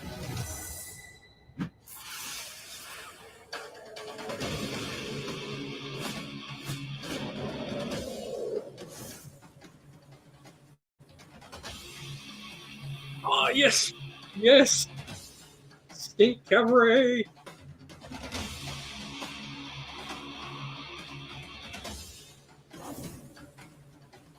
New Horus Warriors! Wow, they look amazing.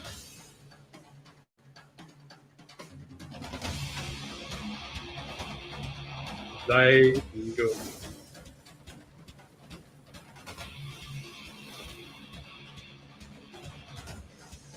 So the Skink Dual Kit, they look like they're wizards to me. Slam.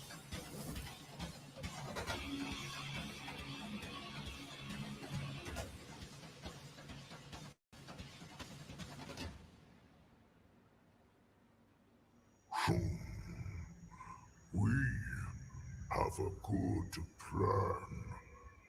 A very good plan. Let's call it a great plan. Wow. Those are absolutely stunning. Yes, so this is a brand new range of Seraphon miniatures which are on the way. And we can reveal the first of those miniatures today. So worth saying before we get into the detail that this is not all of the Seraphon that are coming. This There is are a not whole all bunch. of them. There's been a very busy time for this land. They've been making lots. This of is new, not all. dreaming up lots of new Seraphon, and there's loads of new things on the way. And we can show you the first of those kits today. So absolutely incredible models. Starting off with the Slan Starmaster, who is. If you're not familiar with the way that the Seraphon work, this is the general of the force, but also like a really powerful wizard. Not particularly physically capable, but one of the most powerful spellcasters in the mortal realms. They've been in Warhammer for a really long time now. They're kind of part of the deep lore. Little snake bird down there is really cool. Into I Warhammer can't Age of Sigmar. remember the name. But this model is just super cool. Like it's got loads of things that are really interesting about it. It's clearly a really powerful spellcaster. There's lots of fun stuff going on with the palanquin that he's kind of carried around on. It's kind of arcane tech mixed with kind of Aztec-y jungle styles. There's lots of really fun little details that you start to see as you kind of have a look at it. I love the little flying snake. That's really cool. Yeah, we saw the same kind of thing with Croak when his model came out. That massive like star engine he's almost sitting in. And to see these guys get the same sort of treatment is fantastic. I really like. I love that white skin done on that. Yes. It's really, so really nice. You can see on this image already. You've got the kind of feathered serpent that's flying around. That's obviously and there's a little chameleon.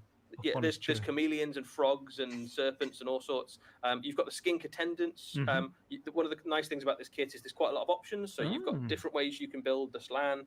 So you can see some of the options on screen there. So the slan itself can have like a mace. He can have like weird kind of crystal skull thing. You can have different faces. You can have a headdress. You've got a choice of skink attendants. So you can either have the sort of, I suppose, the albino assistant there is painted up as almost like your scribe assistant, or you can have the little warrior skink who's maybe giving him some tactical advice on maybe how best to kind of lead his skink legions. It's a really nice model. There's different options you can build on the palanquin itself, so you can have different glyphs and things. So again, if you wanted to have multiples of this, now most Seraphon armies probably only have one Starmaster, but if you really want to lean into the magic and have more of it, or you just want to have your own one be customized, you've got a few options there to make your own set different. I like the little bowls of like I think insects that he's probably chowing down on, because I mean, you know, you might be a transcendent being who's one with the universe, but you're also a frog who likes beetles, right? So you've got to have a snack with you. You get hungry hovering around. Absolutely, yeah. It's heavy work, isn't it? Summoning all those Seraphon to the battlefield. But just a really, really lovely kit, and I think it'll sit really nicely alongside the Croak kit if you've already got that. I think it's great. Like the Slan models have always been really nice centerpiece kits, but I think this one, it just is gone beyond. It's like a step above even the really nice models we've seen for the Slan. What's cool is I think you can have both those skinks on the model as well. Come from the sculptors here in order to they don't look like the same bits and pieces. Long gone are the little plastic support flying bases. Yeah, he held up on creeping vines and stuff, isn't he? So it's really, really cleverly done. And it's one of the things that plastic allows you to do, really. Like the plastic kits these days they're very clever with how they get the models to hold up and float. So this model almost like encapsulates the entirety of the army's theme within it, doesn't it? It's a really, really nice centerpiece kit. It is. It's that mix between. This is Snap Central, though. I know they're talking about how good plastic is, but by golly, that's going to snap. Arcane power. That's get yourself a magnetic plate, because that's how you're storing this. Underneath all of what looks like fairly archaic and kind of primitive stonework, you've got like threads of metal and little glowing crystals and stuff. You're like, well, we know they fly around in giant spaceships, right? So like they've got to have some pretty advanced tech. And his chair's probably got some. It's amazing. Well, all those Seraphon. You can see I love the harken back green, to the jade things on the one picture on the right. They might be like batteries, old ones, like holding it up. Skin covering. They've got connections to things like the old ones, so there could be some really, really ancient tech in that chair. We just don't know. We don't know if it's powered by the slan itself levitating it, or if there's ancient technology in there, or a bit of both. And then, to what extent do the slan know that it's who knows? technology? You know, but that's kind of the fun, right? Like one of the interesting things about the Seraphon is they're a little bit unknowable. Like they're I want to get some Seraphon. I want to get some Seraphon and paint him with my little dude. In terms of he's only 3, but he's obsessed with dinosaurs, and I want to paint him like half the Watson painted. The good guys. We're pretty sure they're the good guys, but also occasionally they do kind of do some pretty suspicious things. And they're definitely into sacrifice in a big way as well. So you know, no one's really the good guys in Warhammer. But it's not just the slan. There's plenty of other stuff on the way as well. These guys are sweet. So these are really nice. So this is something brand new. So this is a new multi-part unit for the Seraphon. Raptidons, it makes 2 different variants. You get the Raptidon Hunters and you get the Raptidon Chargers. The Raptidon Hunters are the ones that are on the screen here. And these are effectively your light cavalry harassing unit for the Seraphon. They got javelins, so as you can imagine, they're very fast. They run around. I like that they've actually got proper with javelins. They can handle themselves in the fight okay, because the Raptidon itself is. I like that they've actually got proper javelin throwers. Toolbox unit. They've got the javelin slings. You can see the middle one there, how he's actually got the sling to throw the javelin. They're quite he's fast. not just throwing the javelin out of his hand. And they've got some synergy with the other Raptidon unit, which is your Raptidon Chargers, which are your more close combat orientated Raptidons. And these guys, a little bit like the slan we saw, have got basically old ones tech built into their weapons. So that you can see that kind of glowing purple mace thing. Probably I like it's harder that they than have you the expect, actual because it's got some kind of slings tech in it. for their javelins, which is really They're cool. a pretty competent combat unit for a skink unit, so that they'll a little bit like your pterodons and raidodons, basically. So they kind of fit into that sort of thing. And from a lore perspective, what you're seeing is in the Age of Sigmar, as the Age of the Beast kind of dawns and Kragnos wakes across the realms, one of the things that started happening is that ancient eggs hidden within the Seraphon Temple ships have started to open and crack, which haven't opened for centuries, or maybe in some cases have never opened. And these new beasts, these new kind of ferocious creatures, of which the Raptidons are one of them, have started to emerge. So even though they're kind of on the path set out by the old ones, they're not immune to the effects of changes in the mortal realms, and particularly the rebirth of Kragnos and the time of beasts that we're in now has started to awaken a slightly more primal instinct within the Seraphon, and we're seeing these new creatures emerge. The Raptidon itself, I think, is really cool. Like, the chat has mentioned that they are remarkably cute. They are pretty cute. Yeah, I mean, I don't think I'd want to meet, because they're probably about the size of a horse, so I'm not sure I'd want to meet one at a petting zoo or anything. At this distance. But yeah, so I think it's a really nice overlap between. They fit really nicely in with the rest of the Seraphon range. No, Jay Joseph, they all had the things. You watch how they had the javelins, actually had the things on the beast as well. There's just one that actually had the throwing in motion. They all had the actual. There's a bit of bird and a little bit of dinosaur. They've got a sort of like Archaeopteryx sort of vibe going. But I really like the face on them. I think has kind of captured a very kind of Seraphon-y sort of look. That almost like Aztecian sort of. It almost looks like an illustration of a dinosaur as much as it does a thing itself. And obviously it's not a real creature. It's a mystical Seraphon creation. It's not meant to be any particular dinosaur or anything. But it is like, it's just a really fun addition to the range. It fits really nicely in. That's it. It continues the aesthetics, particularly with the bands around the tail. You would say like with the Carnosaur, etc. It's the same kind of feel throughout. I think they're lovely. I think if you're a painter as well, this is going to lend itself really nicely to some really ludicrous color schemes. So I think one of the things that Seraphon have got going for them is, if you like painting, you can really treat yourself with a Seraphon army. You can kind of have every color of the entire rainbow is available to you, and actually, like, really cool. Like these are nice. You know, you almost want. And to this try is and an older everything, like, Seraphon they you're going should to get, look which like is a cool. riot of color. You should have, you know, reds and blues and greens, purples, Source Kit's show off, which I really like, especially on something like this, which has got faffing about again though.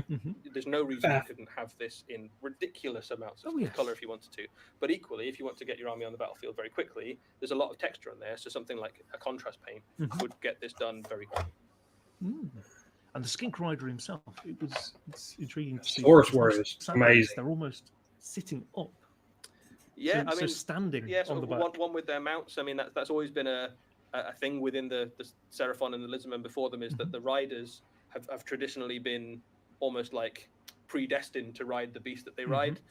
So there is a kind of almost psychic connection between the rider and the mount to some extent, and that greater or lesser extent with different creatures. But that's always been true right back to, like, you know, when Cold Ones first introduced in the oldie world. Saurus Warriors. So I think this is going to be a popular one for Seraphon fans. So this kit is amazing. So these are such cool models.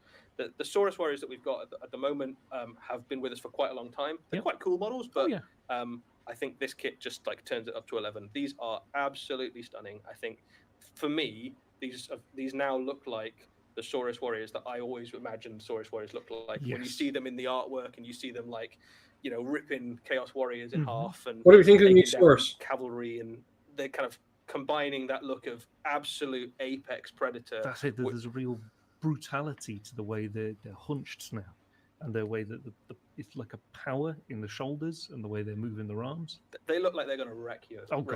They're absolutely ruthless. Really nice touches on things like the shields as well, which look a little bit more maybe advanced than we've seen before. So the old Seraphon shields were very much scales, like, whereas these look like maybe I get the idea that blue picture they've got there, they're trying to make them have a little bit of the difference between the coalesced and the stable on brutal aesthetic. The weapons as well are a nice mix of brutal and subtle, so they're clearly well worked manufactured things. They're not like the weapon of an Uruk or a Beastman or something, but equally it's still a massive mace, right? It's still like a huge lump of stone that's going to kill you. It's cleanly made. So one of the nice things about the paint schemes, I think, on these is worth calling out. We pulled out this picture particularly. So Seraphon have got kind of two ways of playing. You've got the Seraphon that live up in Azir, that are kind of effective. I'm sorry, literally talking about what I just called that's ambitions of the Slan. Obviously, so they're kind Starborn is created by the desire of the Slan, and then you've got the coalesced, which are the ones that live on the realms themselves, flesh and blood. And the longer they spend in the realms, the more they become attuned to the realm itself, and kind of great jungles and things spawn out across the mortal realms. But the longer they live there, and you can see that represented in the two paint schemes. So I think you've got the one that looks very ethereal, that's kind of glowing from the inside, and that even the kind of weapons on that have got that kind of slightly purplish magic glow. And then for me, the one on the right is my favorite, just because it reminds me of one of my first armies ever, which was Lizardmen way back when, which painted in kind of classic green, very definitely feeling like a real living reptile creature. Very little magic about this guy. He almost looks like a crocodile with a sword, basically. Like that. So that's kind of those two extremes almost capture. I like that they've gone the colors. And obviously, you can paint them whatever color you want. That kind of blue. So hard to paint that color. Cool, I think it's like a nice color scheme. But the idea a lot of work. You can either be this full spectrum of being all the way from celestial demon all the way to angry crocodile man, and anything in between gives you almost limitless potential of how you want to paint them. So I think Seraphon armies, especially with this new range, are going to be just a treat for painters. Oh, yes. Yep, and of course, that means that there is a Seraphon battle tome on the way. This is a bit of an update to the roadmap for Warhammer Age of Sigmar. There is going to be a very, very busy few months for Warhammer Age of Sigmar. We know that Seraphon one's up to summer. Chaos, and we have Glooms like Gits. Yep. You can pre-order those on Saturday. There are another 5 battle tomes on the way, none of which we've announced before Seraphon comes out. So you've got an Order battle tome, 2 Chaos battle tomes, 2 Death battle tomes, and then we not just see them, and that's all within pretty much the next 3 Springtime. months. Yeah, That's it. So you're almost getting 2 battle tomes. So annoying. pretty much. Yeah. It's going to be a good time for Warhammer Age of Sigmar. I think we've had a bit of a battle tome gap, I guess, Yes. since we've had a few things come out, but like We not just get. there's a lot of fun stuff on the way, and there's a lot of really I good think it's KO. movement as And well. there's a little bit for everybody because we saw 1 order, 2 death, and Yeah, you've got some destruction. So Gloomspites obviously have got that's the destruction. You've got a couple of death ones in there. There's some chaos stuff. Can we not Yeah, just see all what the those Grand battle tomes Alliances are? get some new things. Like, Seraphon That's get annoying. particularly spoiled. So I think if you're a Seraphon fan, what we've shown you today, which is already pretty sweet, isn't even half of the new stuff that's coming for you. So good stuff coming. it's going to be good. It's good times. Good times. Speaking of jungles and mortal realms and stuff, should we jump to our next video? Indeed.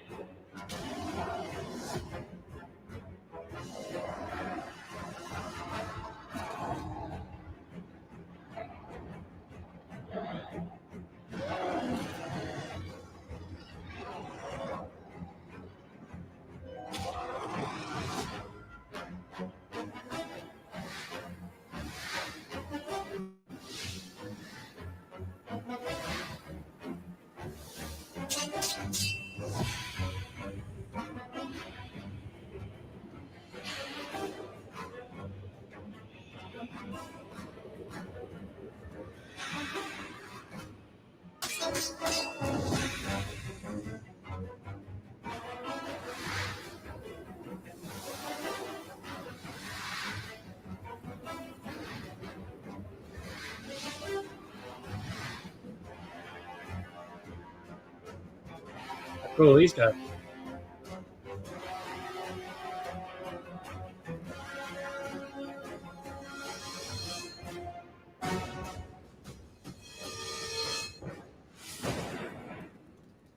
Such a cool box. So the Eskurgan True Blades and the Claws of Karanak. Looks like the Gnarlwood is heating up.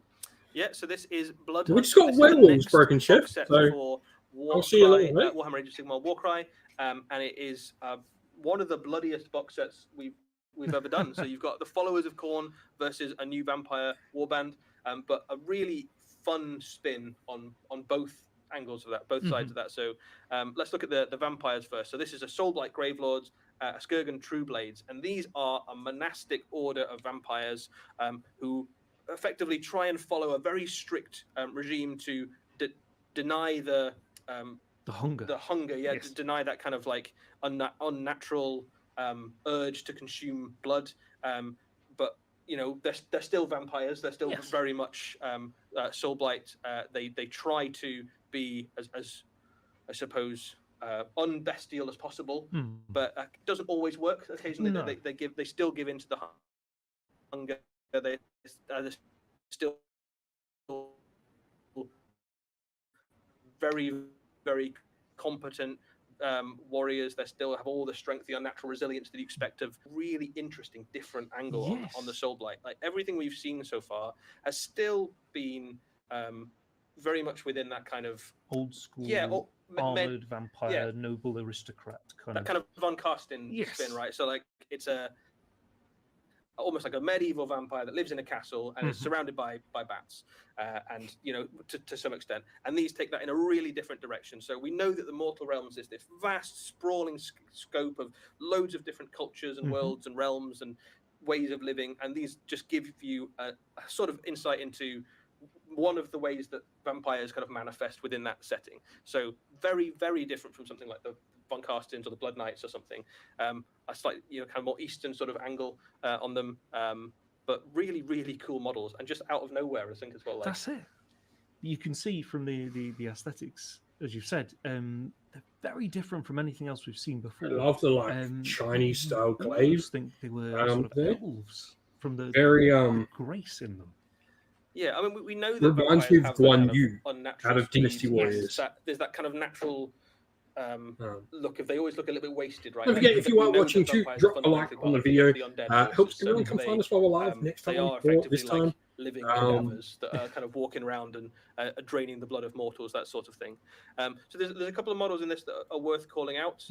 So first off, the one that is maybe the most obvious is that beast. So Alex, you want to tell us a bit about that guy? Yes, that's the curse blood. So as with all of the vampires, these guys can fall to their hunger.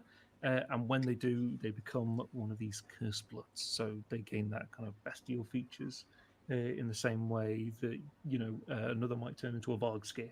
Yeah. However, for them, that's not the end.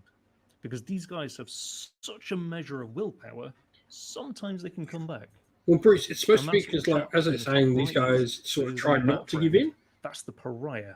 So should one of them fall to the Soulblight Curse and then manage to work his way back, he can still hang about with the True Blades, though he's not quite as welcome. Yeah, so there's a little bit of a kind of shadow cast over him. Yes. So you're like, well, you know that he has at some point fallen, but I think this is an interesting thing there, isn't it? Because like what we've seen so far with the Soulblights is that when you kind of go down the path of Vargulfdom, it's no return. There's no return. But the True Blades have that level of willpower that they can, in some extreme instances, kind of pull themselves back from the verge of completely falling to the bestial curse. Just a really fun little angle, I guess. There's a level of honor to it that it's almost redemption. Yeah, as part of their whole aesthetic. One of the ways by which they can test their willpower is by locking themselves in a box with a human. So in order to resist drinking them. But that can be for several days. So even if they do resist drinking the human, they've likely died at that point, either purely through fear or they run out of food and water and perished alongside So still them. not really the good guys. No. So they're definitely trying to resist the call of the blood for themselves. Yes. For their own purposes, rather. I mean, this is the sort of thing I love for Warcry. Particular love of humanity. Like these really cool, unique themes of warbands. They're like, This is everything Warcry should be. There are fans amazing down the in larger Narwood beasts of good. Yeah, so that's where they get their blood from. Is Yes. they track down the great dragons and beasts and Because they still need it creatures. to live. Yeah. And one of their things is that so they drink the beast idea blood. of consuming these beasts potentially gives them more strength. Okay. That's fun. Okay, so up against them, we have a no less bloody warband. These are the Blades of Claws of Karanak. So this warband effectively worship Karanak, the three-headed hunter of Khorne, that's the cool. flesh hound, and they just really love flesh hounds. Yep. So a really like fun angle on the kind of marauder archetype, I suppose. So they're all about following the. I don't mind the house ones we're getting now. We're getting, these. Karanak. They'll kind of We've got Burgle, we've got hunt their prey. Zinc, They'll now we've got charge Khorne. across So it. They're expert trackers as well as being furious killers. I like that, if these guys decide they want to hunt God-specific chaos ones now.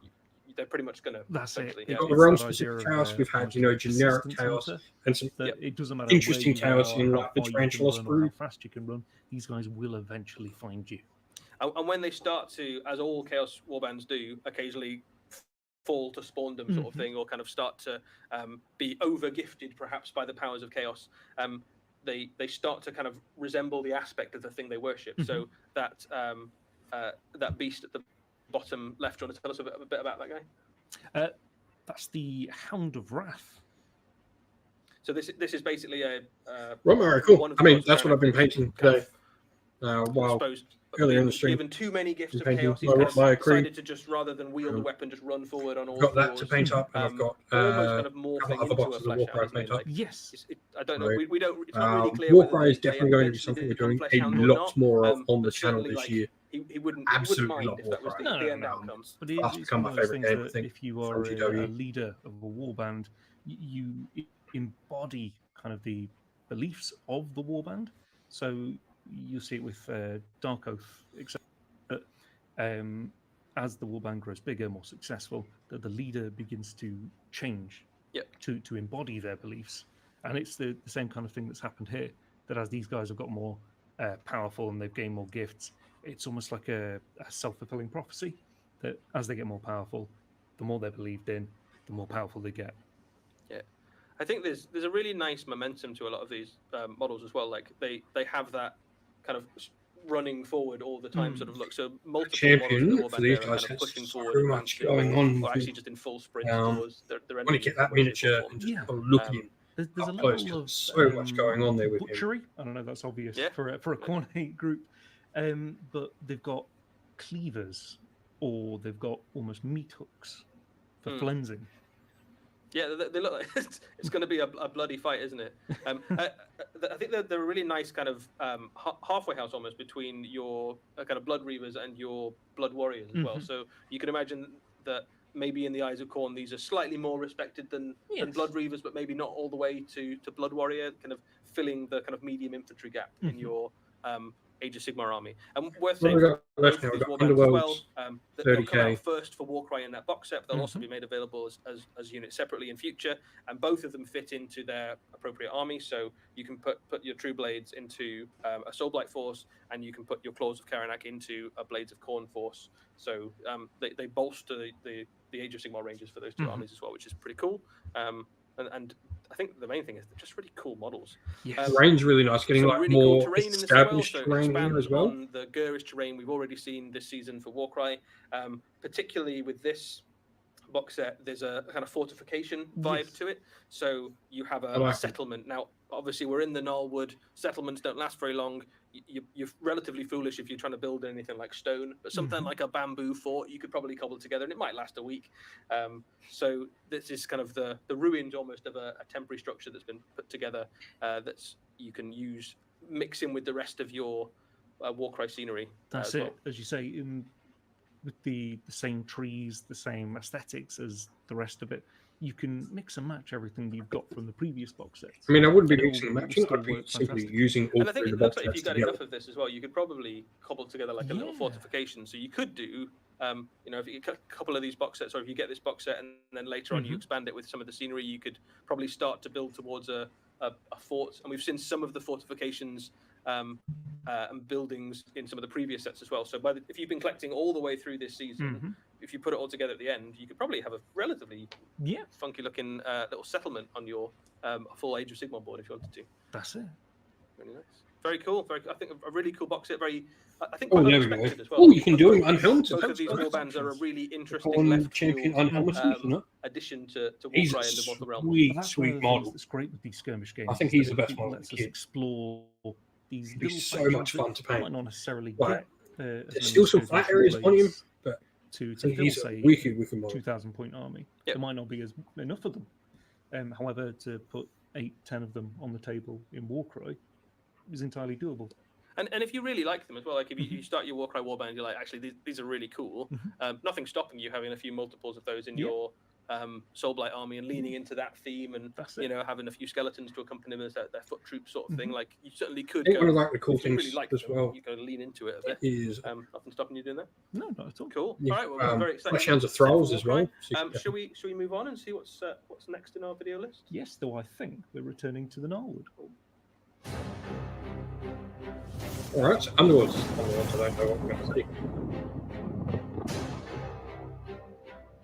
Oh!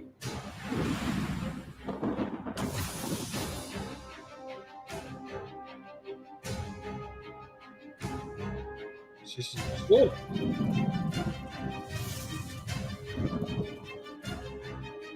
A very gladiatrix.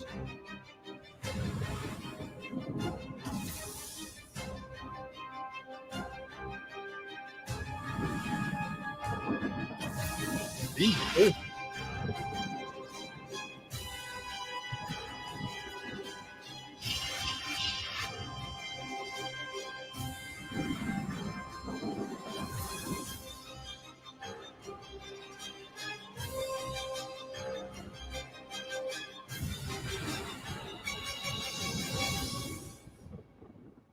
Oh, so they're from the Gladiatrix of the Heart. That was Grisel's Arenae, so that's a new warband for Warhammer Underworlds. Yeah, so this is Daughters of Cain Force, and this is Grisel's Arenae. These are effectively gladiators from the fighting pits of Marathi's various cities, and these very much lean into that gladiator archetype. I like them. So we've seen witch elves in the past, but these have a particular kind of spin, I suppose, which is that each of them is equipped with signature weapons that they've taken from the gladiatorial arenas, and their angle, I suppose, what they're trying to do is to gain the attention of Cain, their god, by performing particularly impressive kills and acrobatic, murderous feats. It's the least exciting thing we've seen so far in the show. Inspire mechanic for this this warband in games of Warhammer Underworlds is each of them has a unique inspire mechanic, which is basically based on their kind of gladiator trick. So, talking about Underworlds, I've talked about this before. In that, I think we're going to start seeing repeats in Underworlds. Because a lot of particularly good kind of finishing in the newer thing, we've got rivals now. It's a new format for Underworlds. They're a fun warband to which play. has completely changed how decks are built and what what is needed in a box set. A lot of the older box sets aren't rivals compatible or are very flimsily rivals compatible. So I think we're going to see a lot more stuff like this coming. It's quite hard to know that you're going to kill them because they've got a way of mitigating damage, which is quite rare in Warhammer Underworlds, and makes them quite a difficult proposition to kind of go one-to-one with. But I think that they're going to be like almost like a trick warband. So if you like the finesse of Warhammer Underworld's rules and you like to kind of pull your combos off and you like to kind of do impressive cool things with one model where you go like this and this and this and then your model does like your backflips here and then stabs a guy and then runs away and does another thing and then kills a guy over here all in one kind of awesome seamless move. This is sort of the warband for you. That's it. It makes sense to me. That's why we've seen, a new Gloomspite warband, a new Dodge Kane one. The most health in the world. We've seen, a new Skeleton one. Roll 3 attack dice there.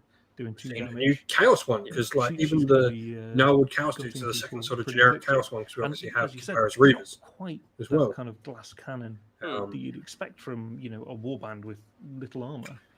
Yeah, I think it's an interesting one. So if you come in to fight them, because they're reducing. And you got to remember what an underworld is in Age of Sigma. It isn't necessarily underground. You certainly could have them kind of graveyard cave under some attacks, but because you might roll quite a lot of dodges. You could mitigate an awful lot of damage on even a slightly above average. Narwood is a forest that eats giant beasts. It's a really interesting warband. So they're fighting in the Narwood, I think it's which quite is the Underworld one, because you are effectively trying to get the attention of Cain. You're like, bloody-handed god, see my sacrifice to you. I'm going to kill that model over there. And every model in your warband is almost trying to compete with the other models for to get the most kills. This could be really cool as like a way to play in Underworlds too. If like how he's saying like your models in your own warband are trying to compete and one up each other is a really cool sort of idea to play as a warband. Of interpersonal rivalry at the best of times. Oh yeah, they're all trying to climb that ladder. That's it. And so these guys have turned it up to 11, and you've just seen the. You say that, JJ, but remember the Narwood actually is living. That's sort of what the Haunt of the Shook trying to do is burn the Narwood to the ground, and it's not sort of working for it. A lot of blood is going to get spilled. True. Cool. Okay, well, we've got even more stuff to show you. Moving on to something a little bit more futuristic. Let's have a look at our next video. Kill team next. Oh no, Heresy. Oh, it's a laser destroyer. Transport takes and Titan. Oh, okay. So yeah, this is the Vindicator laser destroyer. This is a cool model. It's one of my favorite things. 30k. I will be getting it. Is it the Vindicator? It's sponsored.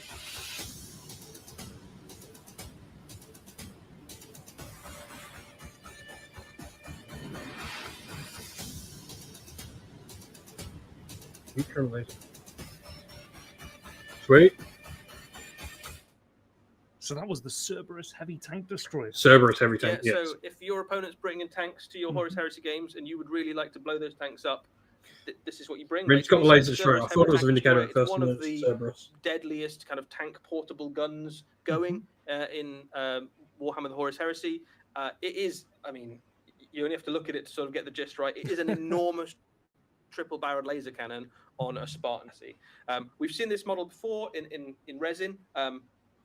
I think all of the Spartan equivalents in resin were slightly notorious for being quite a project if you wanted to undertake them. Like, it wasn't a kit that maybe went together as easily as you'd like. This kit changes that. This is a multi-part plastic kit. I like it goes what together they've just said there. It looks really cool. That the kits that are getting the focus on the plastics are the ones that were more resin than not. Enormous cannon on the front, which is you're gonna blast small tanks to pieces in a single volley, but it's. I like the idea of what they're doing. Like they're going, this was a really hard kit to put together. This is why we've made this plastic. So, because realistically, the laser destroyer Vindicator isn't that hard to put together. Anything that was on the Rhino chassis went together pretty well. Loads of options on. So this is cool. I like that they're making the bigger tanks first, because they're the ones that were most always in to build. In the same way we've seen with things like the Spartan, you can kit it out with extra like hunter killer missiles and have a guy on the top with a spotter. You can have the hatches closed if you want to keep it nice and simple and keep your points down. Loads of options. It's just a really cool big tank. It's it's a tank, and it's a massive tank with a huge laser on the front. It's quite good fun to paint up as well, just because you can have a little bit of fun with how you want to do maybe some of the weathering and things on that neutron laser. A lot of people do things like sometimes the screen just looks so nice on heat burn vehicles and things, which is kind of shown on here. But equally, if you just wanted to paint it plain and get it on the table, you could. It paints it pretty fast if you wanted to. Lots of big flat panels. Absolutely, and obviously available for all the different legions. You can paint it whatever color you want. It also has rules for Warhammer 40,000 if you wanted to, but primarily it's kind of designed for Horus Heresy games, really. So, after we've been to the Warhammer 30,000, the Horus Heresy, we're going to go back to Warhammer 40,000. So this is the speed I want the reviews to be at. This last lap Underworlds to this. Check it out. Go through, talk about it, do a little bit, but not too much. Kill team.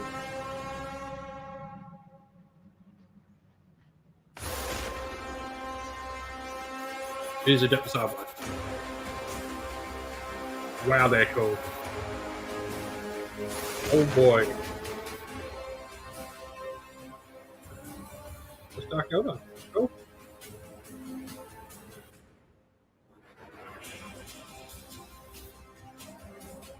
Okay.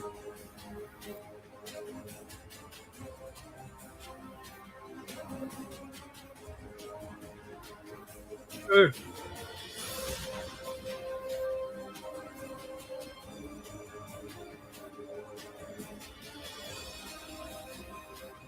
I mean, on the Albites. Cool.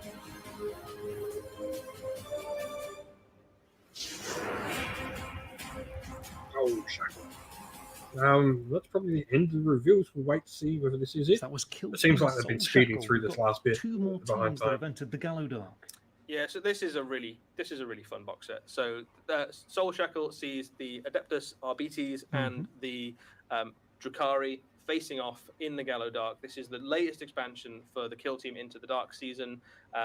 It's a really cool box set. So I think all the Kill Team box sets we've seen for this season have been great, but I think this one particularly will get people excited because the return of the Adeptus Arbites to Warhammer 40,000 love the doggo is really exciting to see. So like if you've been with Warhammer for a while, you might remember with fondness some of the these guys been around in Warhammer 40,000 originally.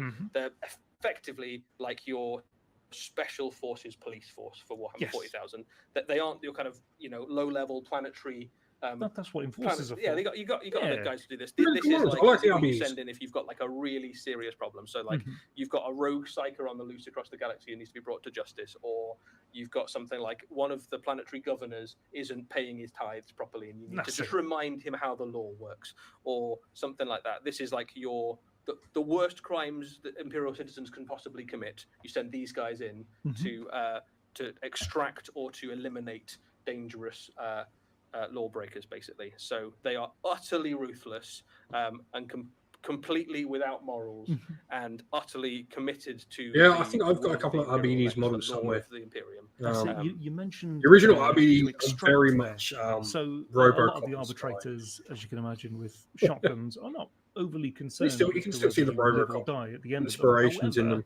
The Exaction Squad specialize in retrieving subjects or victims alive. So they're often used, say, by Inquisitors. Yes, so they work hand in hand with the Inquisition an awful lot of the time. So a lot of the time, the kind of order, I guess, to extract or to kill or something will come from the Inquisitor. Worth saying as well, even if they are going to take that guy alive, all the people standing next to him, no such leniency will be offered. And alive is a flexible. Yeah, Robocop. Yeah, flexible. Very much that sort of. There are levels of alive, yeah, for sure. So let's talk about the kit for a bit, because Yeah, this kit. that's what I want to at absolutely least see. awesome. This Like, is just one show us of- what those battle one of the tomes are. best kits for Kill Team or for Warhammer 40,000 I think we've ever done. Like, just show us So the covers of the it battle is tomes. incredibly flexible. You can make every single model as shotgun toting.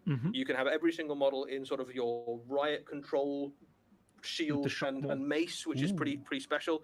And you can also build every single model as a specialist. So you can have, you know, your snipers, your pistol guy, your medics, that sort of stuff. So it's a really incredibly flexible kit. There's loads of options in there that make it really appealing for Kill Team particularly. So you've got things like your heavy gunners and your melter gunners and your extra things. You get a dog, you know, who doesn't every Kill Team that comes with a critter, I think is the critter is immediately loved. Yeah, I think or like starting next year, you know, the first army of the year. Much like our Slaves to Darkness game, the big launch on Monday, I think. So this is a Cyber Mastiff. They've been kind of accompanying Adeptus RBT squads since time immemorial, but a particularly fun little addition. The armor on these guys, I think we'll be seeing KO in that. It just doesn't seem right. They have we're not going to see anything for look to them, but mixed with a sort of sci-fi cop vibe. Yeah, it's like a Salet helmet. Yeah, so I mean, if you painted them silver, you'd be forgiven for thinking you were looking at a medieval knight. They fit quite nicely, I think, with the Night Pilot that we saw like a few years back that came. Yes. So they've got a similar kind of vibe to that, but obviously covered in Imperial iconography and Imperial eagles and all sorts of stuff. You can use them in games of Warhammer 40,000 and there'll be rules for them. Worth saying that they aren't really a faction in Warhammer 40,000, so you don't tend to get armies of Adeptus RBTs. You tend to get things like, you know, maybe a single one or small squads, which is why they make a really nice addition to Kill Team. And that's one of the things. But we can have those entire freaking Imperial Navy armies if you have a rogue total leading them. So I hope there's something you can do with the RBs to make, you know, a nice 500,000 point force to work. But they absolutely perfectly fit into Kill Team. And in the Gallowdark particularly, what they're trying to do is they think there's a fugitive on the Gallowdark, and they've gone in and been like, it doesn't matter who's in the way. We're going to smash through. We're going to find the guy that we're looking for, and we're going to drag him in chains to Imperial justice. So that's it. If they encounter, say, the Kazakin, doesn't matter. The previous box, get out of the way. It. You're either in the way of the Imperial law or dead. So those are the two options. So, but up against them, you've got the Drukhari Hand of the Archon. So this is an upgrade sprue to the Drukhari kit. The Drukhari kit has actually already got an awful lot of options, and they're already quite a good kill team. So they've got things like blasters and lances and lots of cool little special weapons and close combat weapons that already make them a fairly competitive team in this is just an upgrade sprue for the Drukhari. Cool new kits. So you get new specialists like poison specialists and grenadier specialists and new options for your close combat fighters and things they like just that. confirmed it. I noticed the fella in the top right, the Cabalite Flare with his two swords. I get a feeling he's going to be pretty vicious in close combat. Yeah, I mean, Eldari are competent in close combat and at range, so they kind of specialize. They work well with whatever kit you give them, right? So you can kind of imagine how these guys fight. Because we've seen Eldari Kill Team is one of the games I'm probably looking to getting at some point this year, getting more into but not be able maybe to take all that much. Yes. So you're probably looking at 7 or 8 wounds on each model, and each one's going to be, you know, if it's got close combat weapons, it's going to be very good in close combat. If it's got a shooting weapon, it's going to be very good at shooting. Oh, yeah. And they're going to specialize in their each individual little archetype. So they'll benefit really well from using the terrain. Yeah, definitely. Yeah. So in Into the Dark as well, you're going to be able to do pack those corridors with a lot of firepower. Yeah. Some really nice little additions to the kit as well. So you can see the Grenadier Specialist on their bottom left. You've also got another critter. Yes. So you've got like a little raven there. That's it. That's the Sky Splinter Assassin. Oh, nice. To what extent the little bird is involved in said assassinations? It almost certainly does something. Oh, yeah. It almost certainly does something here. But like really cool little extra addition to this a is kit cool. that was already a really nice kit. That's, So, like what I'm as saying. you said, because this is So, essentially an upgrade for the The existing Warcry kit. box for me But is if you just wanted to add a bit more I think the flavour Warcry to box is the your best thing. existing Drukhari Probably army, the Space Marines. this is the are really ideal deep yeah, for you Space can Marines. sprinkle it through a 40k army as well. There'd be no problem with that. The kit already comes with like multiple special weapons, multiple heavy weapons, multiple options for your leader. This will add even more things to turn every model in your squad basically into a specialist, which is really fun. Brilliant. Though considering the amount of spikes getting past them in a corridor, kind of. Absolutely, it's like they were made for it. Yeah. With this is obviously another box set for the season of Into the Dark. You get a full box of terrain, so you can play Into the Dark games with this box. You also get some new additions to it, which is quite cool. So there's two things that I think are worth calling out new in this box. One of them is that you get breachable walls, which is really fun. So you can see bottom left there on the screen, and also a few places on the image that you've got walls that you can effectively blast through mid-game. So that's cool. Have your wall set up, and then once your guy gets to it and decides to break through it, you can pop out the piece of terrain mid-game and have your models kind of breach it. Which adds like a whole other level of tactics to the game. So as well as doors that you can open and close, you've also got bits of the map that you can go, oh, this bit's structurally weak. Yeah. We can, blast through it or breach through it or something like that, which is really fun. You've also got a holo table in the middle of the map, which is cool. So it's a holo table with a map of the map that you're playing on, which is really fun. So your models can look like they're playing Kill Team Into the Dark on your Kill Team Into the Dark battlefield, cool. Which is really cool. And you've got some kind of setup, so you can almost imagine you're at like a control center somewhere in the ship, or like maybe not a bridge, but something like that's it. As we've gone through these box sets, we've slowly been creeping up the ship. Yeah, so it's like a new room sort of entered, and you can have a fight kind of in amongst it, ducking behind the consoles and stuff. Certainly, if you want to play some narrative things, you can make them do stuff as well in game, and it's just like a fun little extra bit of flavor to add to your battles, which is cool. You can get, if you've got this box set and you've got any of the other Kill Team Into the Dark boxes, if you smush them both together, you've got enough really to cool. play. I love playing campaigns where we use like systems like that. So that's another fun reason. Different methods of playing together. We've done it before. We've had to go. Actually, I can now play full onboarding we've of played in campaigns that have used Battlefield Gothic, Terra Nordica, Titanicus, Kill Team, and Warhammer 40k all in the same it's designed campaign. to be kind of scalable, so you can kind of start small if you want to, and kind of build it up. It's just a really cool box. I think everything in it's just great. The terrain's really cool. It adds onto your existing collection. The Adeptus Arbites squad is awesome. It's like incredibly cool kit. Like once you see the frame and you see all the options for it, I think you can build something like, I think there's 10 models in the squad, and you can build something like 34 different things just on the basic instructions. Yeah, and that's before you look at things like it was like swapping if you're winning your Battlefield Gothic things, then you could do land strikes during the game, and if you were winning Terra Nordica games when we were playing, it was you could only call reinforcements. Like if you control the skies, it was control where you could bring reinforcements onto the campaign map. Because obviously, if you're controlling the sky, your opponent can't drop reinforcements out of orbit. And the orbiting games, we know affecting okay, who can actually bring troops down on what side of the planet. Imperial Eagle. Titanicus was really cool in that if one side was winning the Titan battle, you get Titan gunshots during the games at 40k, and Kill Team was sort of like trying to assassinate heroes or ruin your opponent's like defensive things. So it'd be like games like trying to place mines. You play one Kill Team game, you place mines in the 40k game. Effectively, all the side games affected the 40k. You're in no doubt about whose side the Emperor is on when this guy shows up, right? That's it, and they're covered in Imperial Eagles. The iconography is on the belts, on the shoulders, on the guns. There's more eagles on here than there's a lot of on a typical Space Marine. Well, I mean, they are almost more than a Space Marine. They are literal walking embodiments of Imperial law, right? So you can imagine these guys, just one of them striding through the middle of a packed Imperial city, and everyone just parts for them out of the way. And that's just one of them. So as soon as you get 10 of them together, these are very competent fighters as well. So I think it's going to be really interesting to see this Kill Team enter, because they've got all the things you'd want in a Kill Team. They're going to punch hard in combat. They've got some really nice defensive stuff. They've got a really nice choice and spread of heavy weapons. Really nice choice of specialists. So I think for Kill Team, it's really exciting. They've got loads of kit as well for Warhammer 40,000. So I think we'll see them start to pop up in armies as well. Should be really cool. I think on this last one. Yeah, I think they've got anything else coming, or are you just faffing about this last box set? Well, when the kit comes out individually for boarding patrol, you can build it in 3 different ways. So you could just buy the kit 3 times and have every model in your army different and have a boarding patrol. Because now it's just seeming like we're continuing on the we don't care about Age of Sigmar because they go through the Age of Sigmar stuff. They're spending 20 minutes talking about the Kill Team box set. That's nice. There you go. Have it. Right. Anyway, I'm going to buy this box, so I'm excited about it.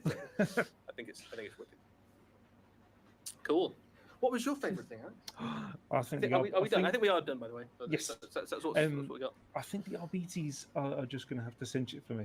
Just All right, the so potential apparently there we for are done. Boarding patrol. What was everyone's As favourite well as thing a they kill saw team. from this reveal show? Yeah, they are very, very cool. I do really like the Seraphon. The Seraphon, the new Saurus are Yes, pretty special. They're pretty special. that's it. As you said, they really embodied how you imagined Saurus to really. Alrighty. Turn that off. Oops, that's the wrong one.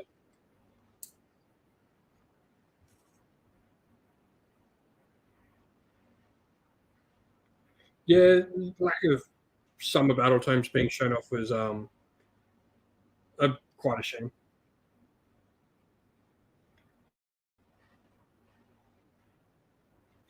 All right, well, thank you very much, everyone, for coming, chatting, hobbying, hanging out, and all that with us tonight. We will see you again very soon. I've got to go sort out dinner for the kiddies and the wife. But thanks for coming and joining. Don't forget to drop a like on the video, subscribe to the channel, come jump in our Discord if you want. There's channel merch and Patreon and YouTube members if you want to help support the channel. All linked down in the video description.